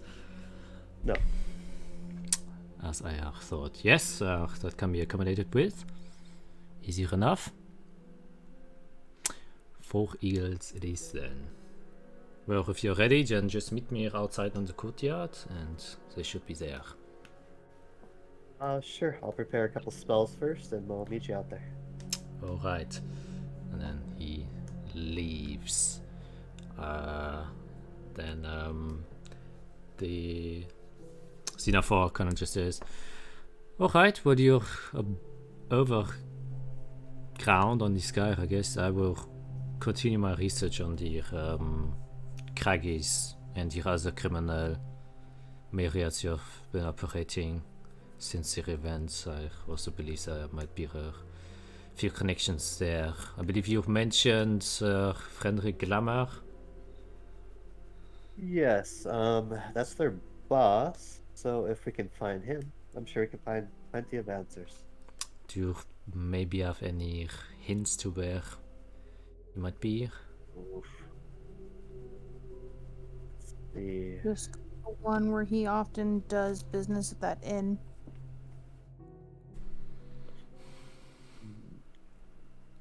When I Yeah. spoke to the innkeeper, they didn't seem familiar. But they could have been lying. They could have been him. Yes, that too. You're very obsessed now with everybody can be somebody else. Why wouldn't you be? That's so cool, but it's also terrifying. I don't think we have any good leads. At least not in that department. Right. And well, I will look at on the corpses of the people you've slain. Maybe they have any hints on them. I did look at the corpses. Oh, I didn't see anything. you did? Oh, right. I just had. They had the. So I can ask the guards if they've ever seen a tattoo of a head of a rat biting a tail. It was on their wrist. Right. That's something. Well, so I just had right hand, but I'm glad you know it was on their wrist. I got those wrist tattoos. yes, I think that is the symbol for the Kragis. If you remember of the Kragis, that is the tattoo you get. Where Well, would we find them? Well, that is what I'm currently trying to find out. Yeah, because That's when I probably investigated the bodies, I saw the tattoo and I found money. Yes. And then I saw thieves' cant. They will appear here where we came in. Yep, inside job.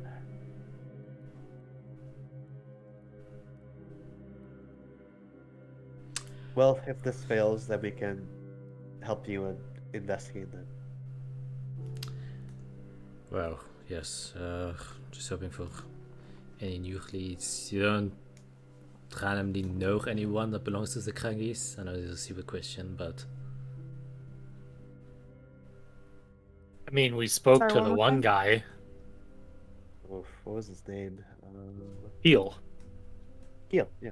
Well, Kind of sent him off running, though. I assumed he was gonna bring me to his boss.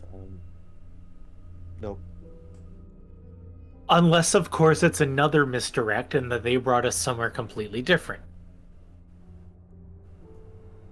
but you've spoken to a guy, right? So this is Yeah, we spoke to a thug. I can't imagine there was much there, though. But Fiera said he was willing to lead you to his boss, right? The boss. Well, that's what he said. But the boss obviously left the trap for us. And that stupid coin. How about, you know what? Eirik, if you can please make an, I guess, intelligence check? God, what are we missing? I don't even know where roll 20 is at. I have so many things open right now. I know how you feel. There it is. There it is. Okay. Dang! Of course. Yeah, I guess you may have misinterpreted what he was saying at the time. When he said he would take you to their boss, he wasn't referring to the inn. Because you were at the inn, and then he kind of suggested, oh, I can also take you to my boss. But then you said no. But then he led you to the inn, which is a different location from where the boss is. Right. I wanted to go to the boss. Eirik didn't, if I remember right. Which makes sense. Yeah. That was pretty ridiculous. Oh, yeah, that was me. Shit. You want nothing to do with that. I was Yeah, happy that's to a- talk with the boss. Can I roll like something to see if there was anything else on the bodies that I could have like not thought was important but is important now? Yeah, I guess you can make a history check.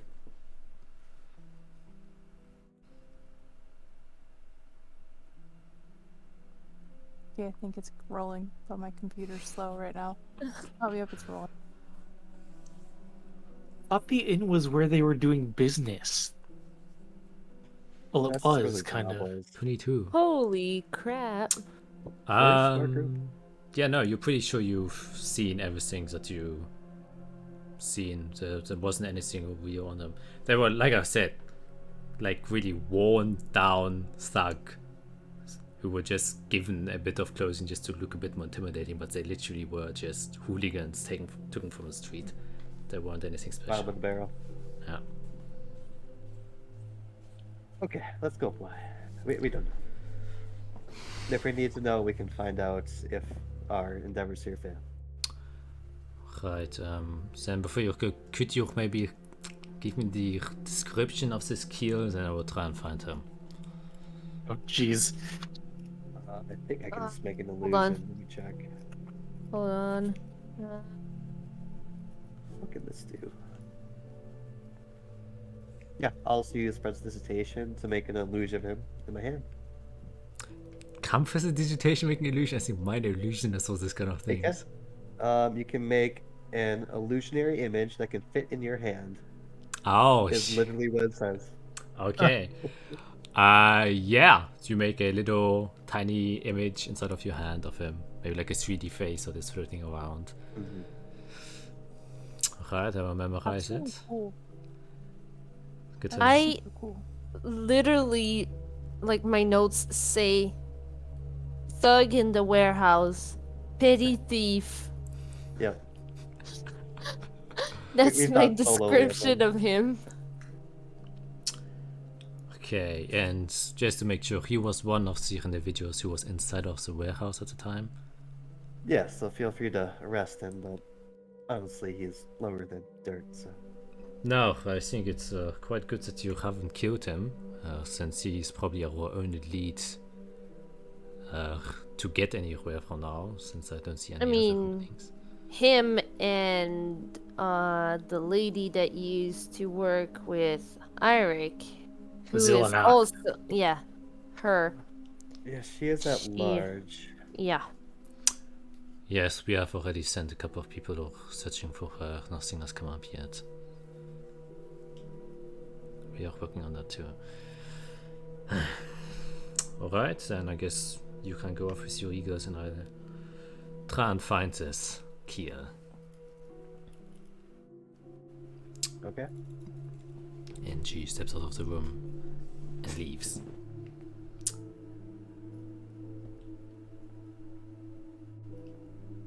So I'm gonna take a look at everybody and kind of gauge everybody's armor. If you guys can give me kind of a description of how armored you look. I am wearing a robe. I have no armor whatsoever. Okay, Eirik.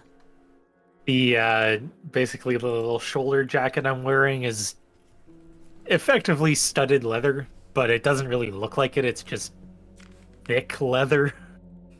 That's pretty much it. And Arya. Underneath my cloak, I have very light armor on. Light armor. Yeah. Light leather armor. We squishy. Yeah. I'm trying to Oh think yeah. how many people I should hit with this. Okay, let's go pass out some gifts here. Everybody line up, and I'll get out my spell book. I pull out a pearl. Put that in my hand. It's actually like a black pearl that's looks pretty expensive, pretty nice. Looks like it was very well kept. I'll also pull out my arcane focus, my compass. Get that ready. Let's start with you, Arya. I'll do the same thing as before. So, should help you be a little faster. And I'll give you Gift of Alacrity. I'll put that sigil on your forehead that kind of looks like stardust as I almost place it like a balm from my pocket watch. I'll cast it so you know what it does. There you go. Boop, that's for you. Then I do the same to myself and give me Gift of Alacrity. And then I go to Azrael and I say, let's make you a little bit stronger. Especially if you're going to be running at people in the bear form, I guess. And I will cast Mage Armor on you. And as I cast it, a bubble, kind of like if you're blowing bubbles, that's like translucent, but also like rainbow color, appears around your body and then shrinks, almost like bubble wrap, before it disappears. So you have Mage Armor. I think I clicked that, but Yeah, it just disappeared for some reason. I don't know why. there we go. So your AC is now 13 plus your dex. Hopefully that gives you something more than what you have. Yeah, it's a Perfect. little better. I'll take it. that. I'll take it. And then I'll do the same to Arya. Also give you Mage Armor. So 13 plus your dex as a bubble goes around you and then shrinks to your form before disappearing. Ooh. Well, she is wearing armor, so you have to take your armor off in order to take the spell. Is it for not wearing armor? Yeah, willing creature who isn't wearing Yeah, armor. it says the spell. Yeah, it says the spell ends if the target dons armor, or if you dismiss the spell. Interesting. And I guess Icewell also wears light armor that she is unaware of. Am I where? I thought I was not wearing armor at all. You are. Really? it's a little bit better. Because oh, Uh-oh. okay. That's okay. I can actually do a different spell for you two then. So okay, I won't put on you two because I didn't know about that armor thing. Huh. I won't put on myself. So let's do the bigger spell. Why not? So I'll take the pearl then, and I'll cast Fortune's Favor, which is going to be a little trippy for you two. So I'm going to cast this on Arya and Azrael. And as I take this pearl, I start chanting a spell, and I kind of just rub it in my fingers as it turns to dust and starts going into both of your eyes. And as it does, you start seeing things a little bit differently as kind of as the world around you starts to, like, you're seeing forward or backward into time at the same time as you see meetings taking place. You see in your past what's happened, but you also see like different words coming out of your mouth, or people wearing different clothes, or people in general in different meetings. As you kind of get the sense that you can kind of choose a different path of where you want to go in the next hour. Whoa. And the pearl disappears.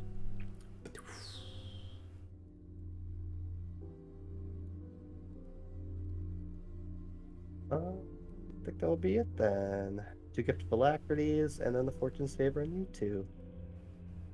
I don't have anything for Eirik that would probably be useful. At least not. Well, whatever. I can survive, I suppose.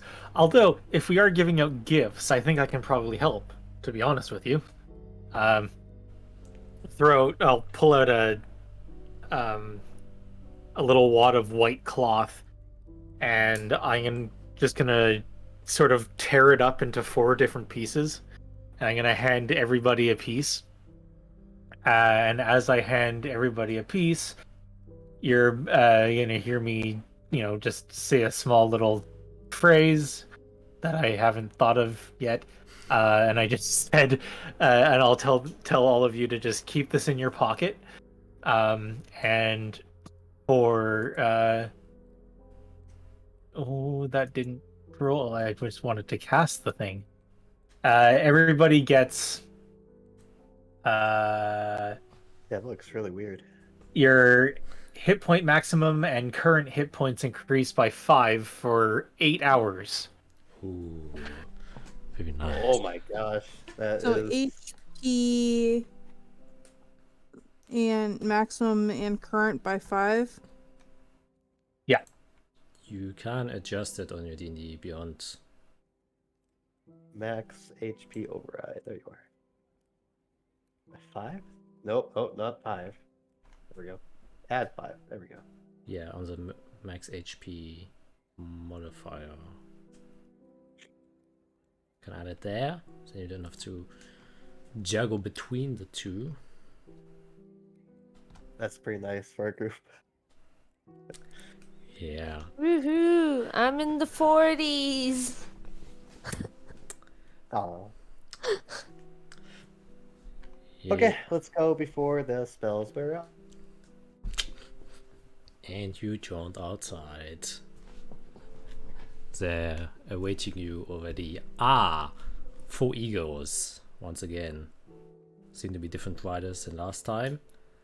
They kind of club with their clawed feet, bow down, lower their feathered wings as you step atop each of them and make your way up back into the skies, leaving the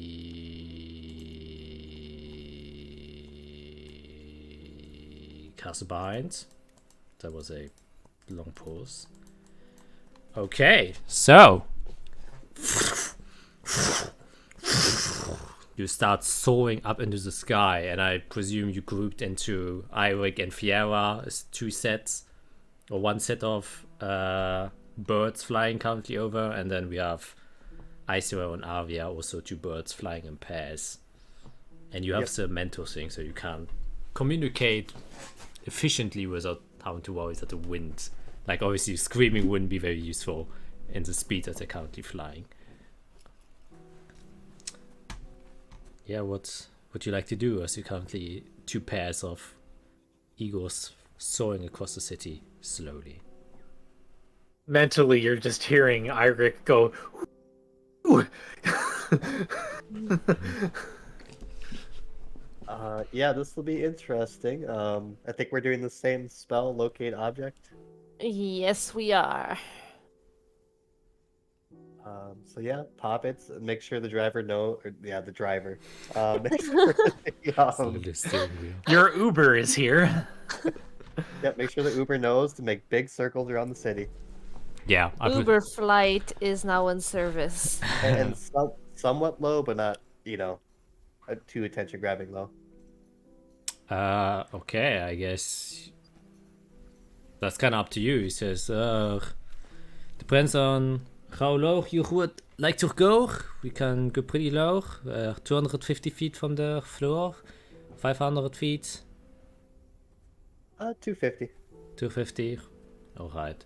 And it takes a bit of a dive, and there is where you feel that your stomach kind of just lifts up, but you go down, and they kind of deep dive. You feel the G's. He's in a death grip right now. Fiera is not letting go. Yep. Tight as a buckle. Okay, so you cast. What's it called? Locate object. There you go. Okay, and I presume Isorel, you also. Yes. There we go. Yo, okay, you do. Okay. Well, it marks a slot. So. Yeah, that's It the marks thing. off It the checks slot, it yeah. off. Okay, so. okay. Then I shall excuse you. You both can make me thinking about whether Arcana, investigation. yeah, I'm thinking. Okay, you can choose either investigation or perception check. I'll leave it up to you, since depending on what kind of guy you are, you would use different senses to kind of perceive the spells that you're casting. Oh, dang, man, it was so good. Yeah. Okay, so basically you start from here, and your flight path will be, since you want to circle the entire city, they will start kind of going here out to the edge where you're flying. You know what? I should. Lucky I remember to put on the map so they can also see where shit's going on. Zoom out a bit so they can see everything. Up. Yes. He will ask as it kind of flying and say, do you wish to go over the farms or only the city? The farms as well. Farms as well. I'm gonna focus on the city. Okay. Then this is your flight path. It's the first one to kind of... The intention is to slowly go in. Like you make a big circle and then slowly go in. You fly around here. Soaring above. Don't seem to be feeling anything. But it's kind of nice to see the city from this kind of view. And you notice that the lockdown has been unlocked. And people are about in the streets. But you can see, especially now that you're so up high in the air, maybe you kind of dare to glimpse in front of you, and you can just see a huge wall front of clouds, a storm approaching in the distance. Probably tomorrow, so maybe today evening, depending on how fast the storm is, a high storm will approach. So you're kind of to go a bit quickly. You can also sense a bit of nervousness, especially as well from the eagles, to be flying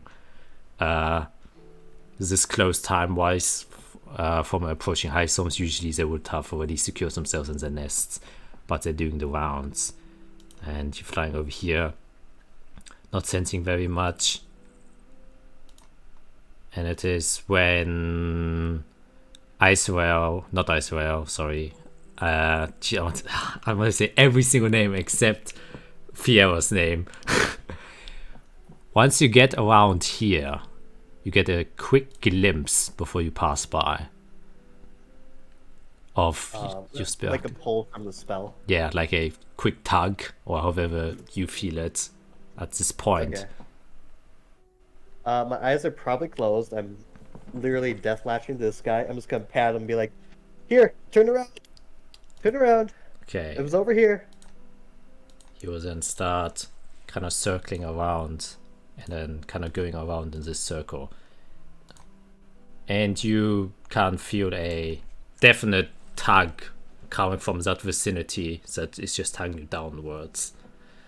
And then meanwhile, while you were doing that, oh man, this is like some crazy shit what I'm gonna do now. I swear you're taking this route. I'm a goddamn genius. And I like it. I like how the arrows actually stay there. Yeah. Yeah, that's awesome. Oh, so you can see how far I went to see how far she went. Oh my gosh. Yeah. And It looks like you're drawing Australia. Yep. it does, holy shit. That's so cool. Yeah, a bit later you would also come to this area. Obviously you would notice that Fiera is flying there and then starting to do circles, but you would then also feel a tug, and then your guy would start doing circles here. So your both are aware that it's in that region. I would mental link to everyone. I think we should get down here and investigate. It's gonna be easier by foot from here. Okay. Yep. Probably say that to your eagle guides. They slowly go down. They will actually, in fact, now I can kind of get rid of these lines since I can't see shit. Will land kind of a bit outside of the gate, since inside there isn't much space and they don't want to grab too much attention from, you know, the common folk. Otherwise, you know, children will run up to the eagles and they kind of want to avoid that. So they would just go to the outside a bit and then land there. And as you do so, you see a few of the farmers kind of looking over to you. Obviously, it is quite the spectacle to behold. Don't every day. It's like a helicopter landing in our life. Like if you see a helicopter, you're like, ooh, what are they up to? Especially if it's a military helicopter, even more so. And as you approach the floor, your tug still permeates from this region, and it's kind of pulling you inwards towards here in this space. And it's still pointing downwards. It's like a down thing. Oh, great. All right. So, well, we'll be flying back. We'll keep a patrol up above. If you need us again, just contact one of the captains, and then we will pick you up. Sounds fair. What was this district called, by the way? This is the geez, what is the one I know? Copper Market District. That sounds familiar. Why have we heard that before? Why did we hear that before? Well, I don't remember. It's isn't it where Dilahana. Yeah, Dilahana. She's stationed here, if I remember the correctly. lieutenant. Okay. Yeah, the lieutenant. Oof. Maybe we should send her a message. Are you involved with the chrysalis? Or like she might know how to get underground. Well, maybe we should figure out before we lose the spell. Yes. tugging. Yeah, we should probably figure out where it's pinpointing, and then after that we can think about actually going in and finding it. That's fair.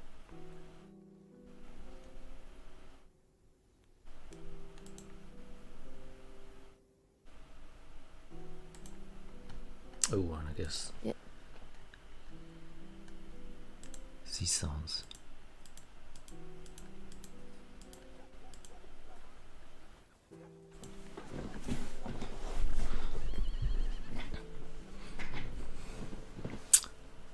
Okay, so how do you wish to proceed then? Well, try to get directly above it, I guess. Yep, just follow the tug and try to pinpoint where it's taken us. Okay. Do you know... You don't know the exact location, or do you know the exact locations? I should have read the goddamn spell. I think we know the location, but not the exact distance. Yeah, it can... We know the direction. Yeah.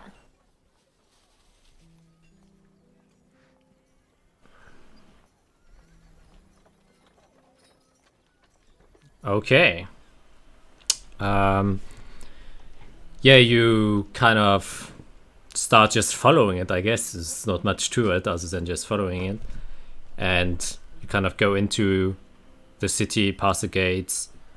A lot of people will kind of give you a stare since you are kind of, you know, more spectacle visually.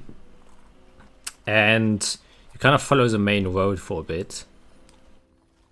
And then once you come here, it tugs a bit to the left or right, but if you're walking down, it would be the left. And it's kind of around in this area, which is kind of hard to get to since, you know, there are a lot of buildings and houses there. So you would have to probably go inside of, you know, family houses, but it's still tugging downwards. So speaking of houses, are there any signs of houses that look like the entrance to the warehouse that we were in before? It was like a boarded up empty house. Like, is there any sort of similar houses around? Make a perception check.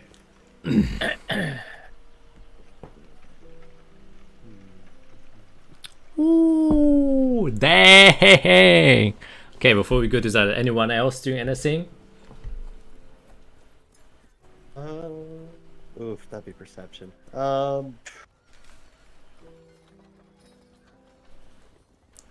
I assume you said the lockdown's been lifted, so there's people on the streets, right? Yep. Heavy traffic going on. People trying to... Is there like a stall nearby of somebody selling any goods? Oh, Something yeah. That looks like, not like they're doing well, like they're kind of bottom. You know. Yeah, the entire street, I forgot to mention this, is just stores, marketplaces, everything. Like anything you would wish to buy, probably you can buy here. even the houses on the second story and stuff like that, they have open stores where people are screaming and shouting to the top of it to buy certain things, like specific clothing that are made out of a specific type of silk. And then they're obviously on some corners, lower end, smaller stores packed together, just a little cart with 2 wheels, where they're like kind of teenagers trying to sell like little trinkets that they've made, or vegetables that they've kind of picked up. Okay. I'm gonna look for like a farmer, a woman that looks like a nice lady. Yeah, it's, I mean, easy enough. You kind of just look to your left or your right, and there are countless individuals that you could possibly speak to. It's just, you can see kind of where you are, just a few stores down, there's an older lady who seems to be knitting, kind of sitting on a chair, just doing a bit of knitting. You can see her little stool has draped on a piece of silk there, a couple of little sweaters made for children, and she's currently in the process of knitting something. Yeah. Oof. Yeah, should work. Sure. Okay. Excuse me. What are you selling? Hello there. Evening. No, it's morning. Morning. Do you not see the sun, young lady? Sorry, I had a late night. Didn't get much sleep. Oh, you young'uns always doing the late nights, not getting enough sleep nowadays, and then leaving work to us. Yes, I sell self-knitted clothing for children. Are you interested? Do you have a newborn? This would be perfect for them. I don't. But I do know somebody that has a child. Do you sell like spools of yarn? Maybe that might be more useful. Spools of yarn? Yes, I can send you a couple. Which color do you want? I have some ochre, some nice brown. Yeah, brown's great. And I'm also looking for some information. You heard? Oh, you live around here, I expect, right? So you kind of know the neighborhoods and who also lives around here, I assume. Yes, I am a proud citizen of Sudan here. Well, this is suddenly becoming a bit more official than I would like. Oh, well, don't worry about that. I'm just hoping to make my day, and I hope you can make. Well, I can make yours. I kind of just go get like a gold piece, put it down. You see, I'm trying to find someone who's caused some trouble in the neighborhood recently. And then I'll use prestidigitation to write on the table, kind of like glamour if it was like neon lights. You know? Yeah. I'm trying to find this individual, and I heard he has been causing some trouble nearby in a building. Maybe he's taken residence there and hasn't made it so safe. Glamour? Is that an adjective for your handwriting? It looks very glamorous. Could be. Then I'll kind of just wipe it away, and then this time I'll do that rat symbol, that area. So, or maybe someone with this kind of tattoo.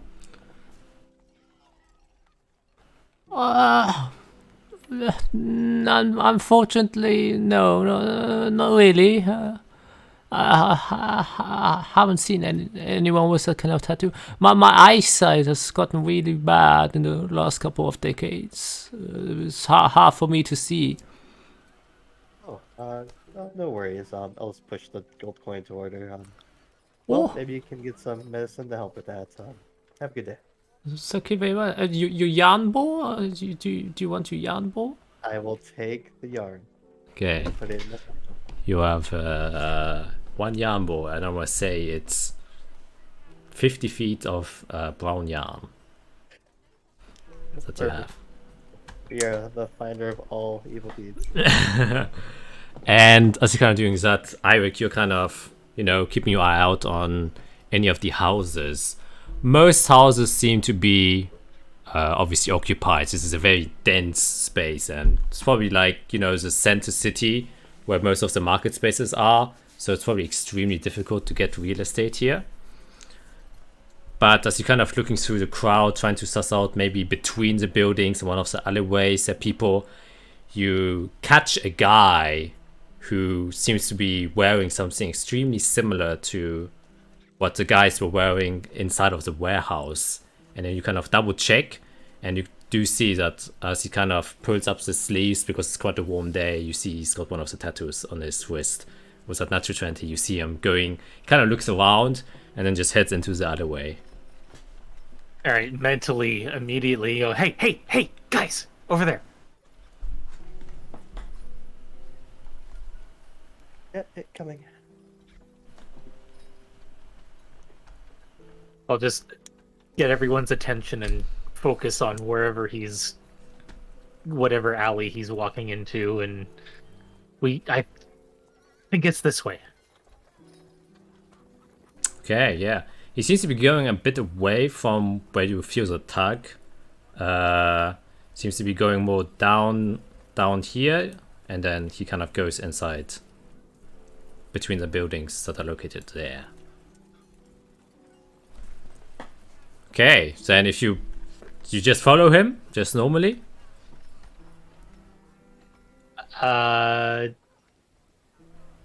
Should probably try to keep out of sight, but I mean, not hidden, but like, let's try not to draw attention to ourselves.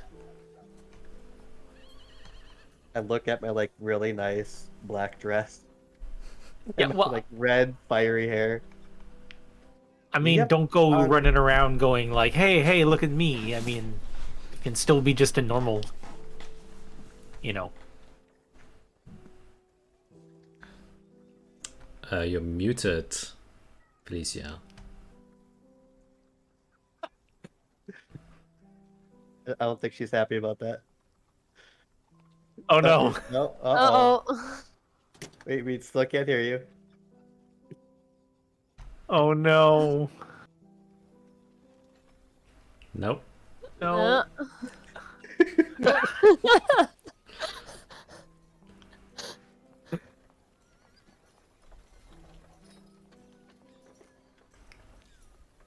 Well, we lost Can you over. hear me? Ah! Yeah, there you are.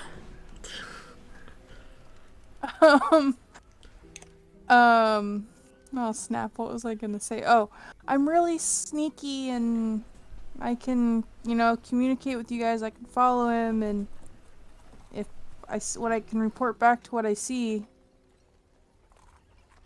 Yeah, I mean, we don't want to. Thing. We don't want to be like walking into like a funnel here. Like, maybe he saw us already and is trying to lead us to an ambush. We need to be careful. That's kind of my thing. Yeah. Perfect. Remember, you still have that spell I cast, so if you don't like the path you're going down, just will a different fate into existence. A different what? Good luck. Yeah, I didn't understand that spell, so we'll see how this goes. Alright, so I'm gonna try to stealthily follow this dude. Yeah, okay, then make a stealth check.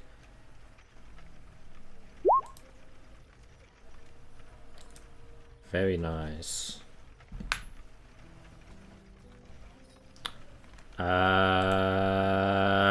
Okay. And I guess also make a perception check to keep my eye on him, since it is very crowded. Yes. You go into one of the alleyways that he went into, and it's a bit more quieter there. It's quite the tight alleyway, not super tight, but the kind of sound of the main bustling street is left behind you a bit.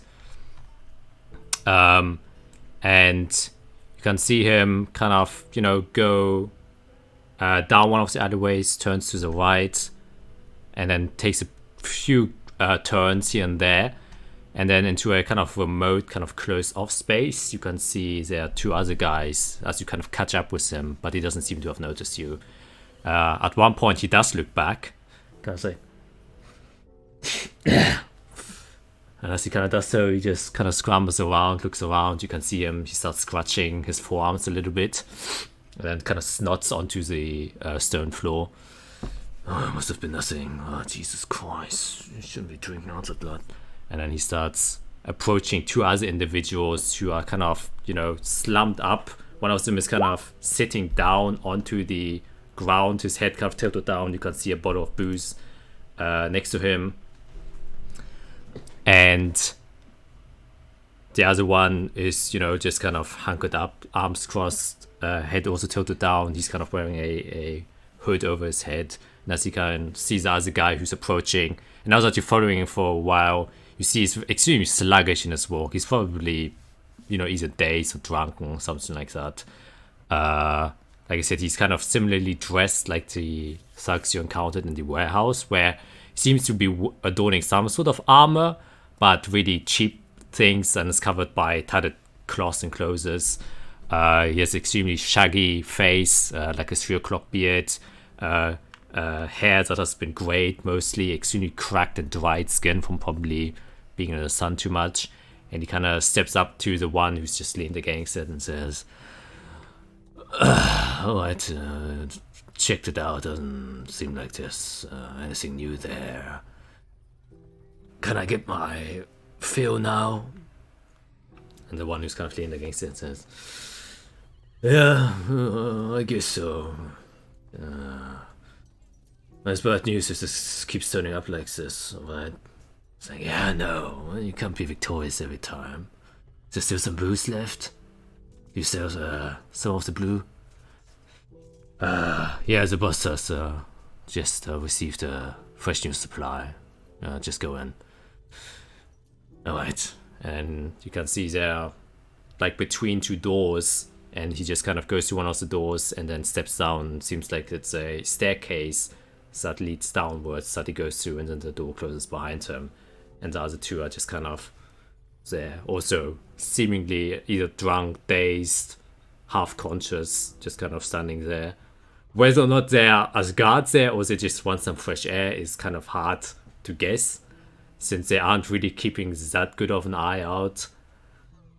But yeah, that is what you witness.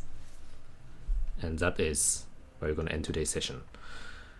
Way to throw that in there on me, Jack. I knew exactly what that reference was. I was like, hold up. Oh yeah. Oh yeah. Hey. Oh yeah.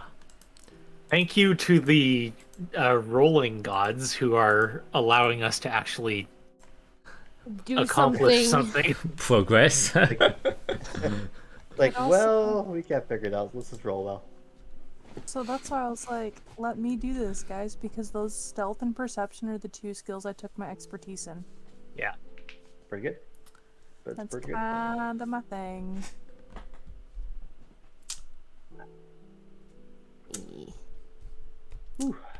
And I have to run because my colleague is picking me up in 30 minutes and I'm still in my pajamas. Oh So I boy. have to get ready. Okay, Good, yeah. then quick outro to the peeps that are watching. Goodbye, adios, and we will see you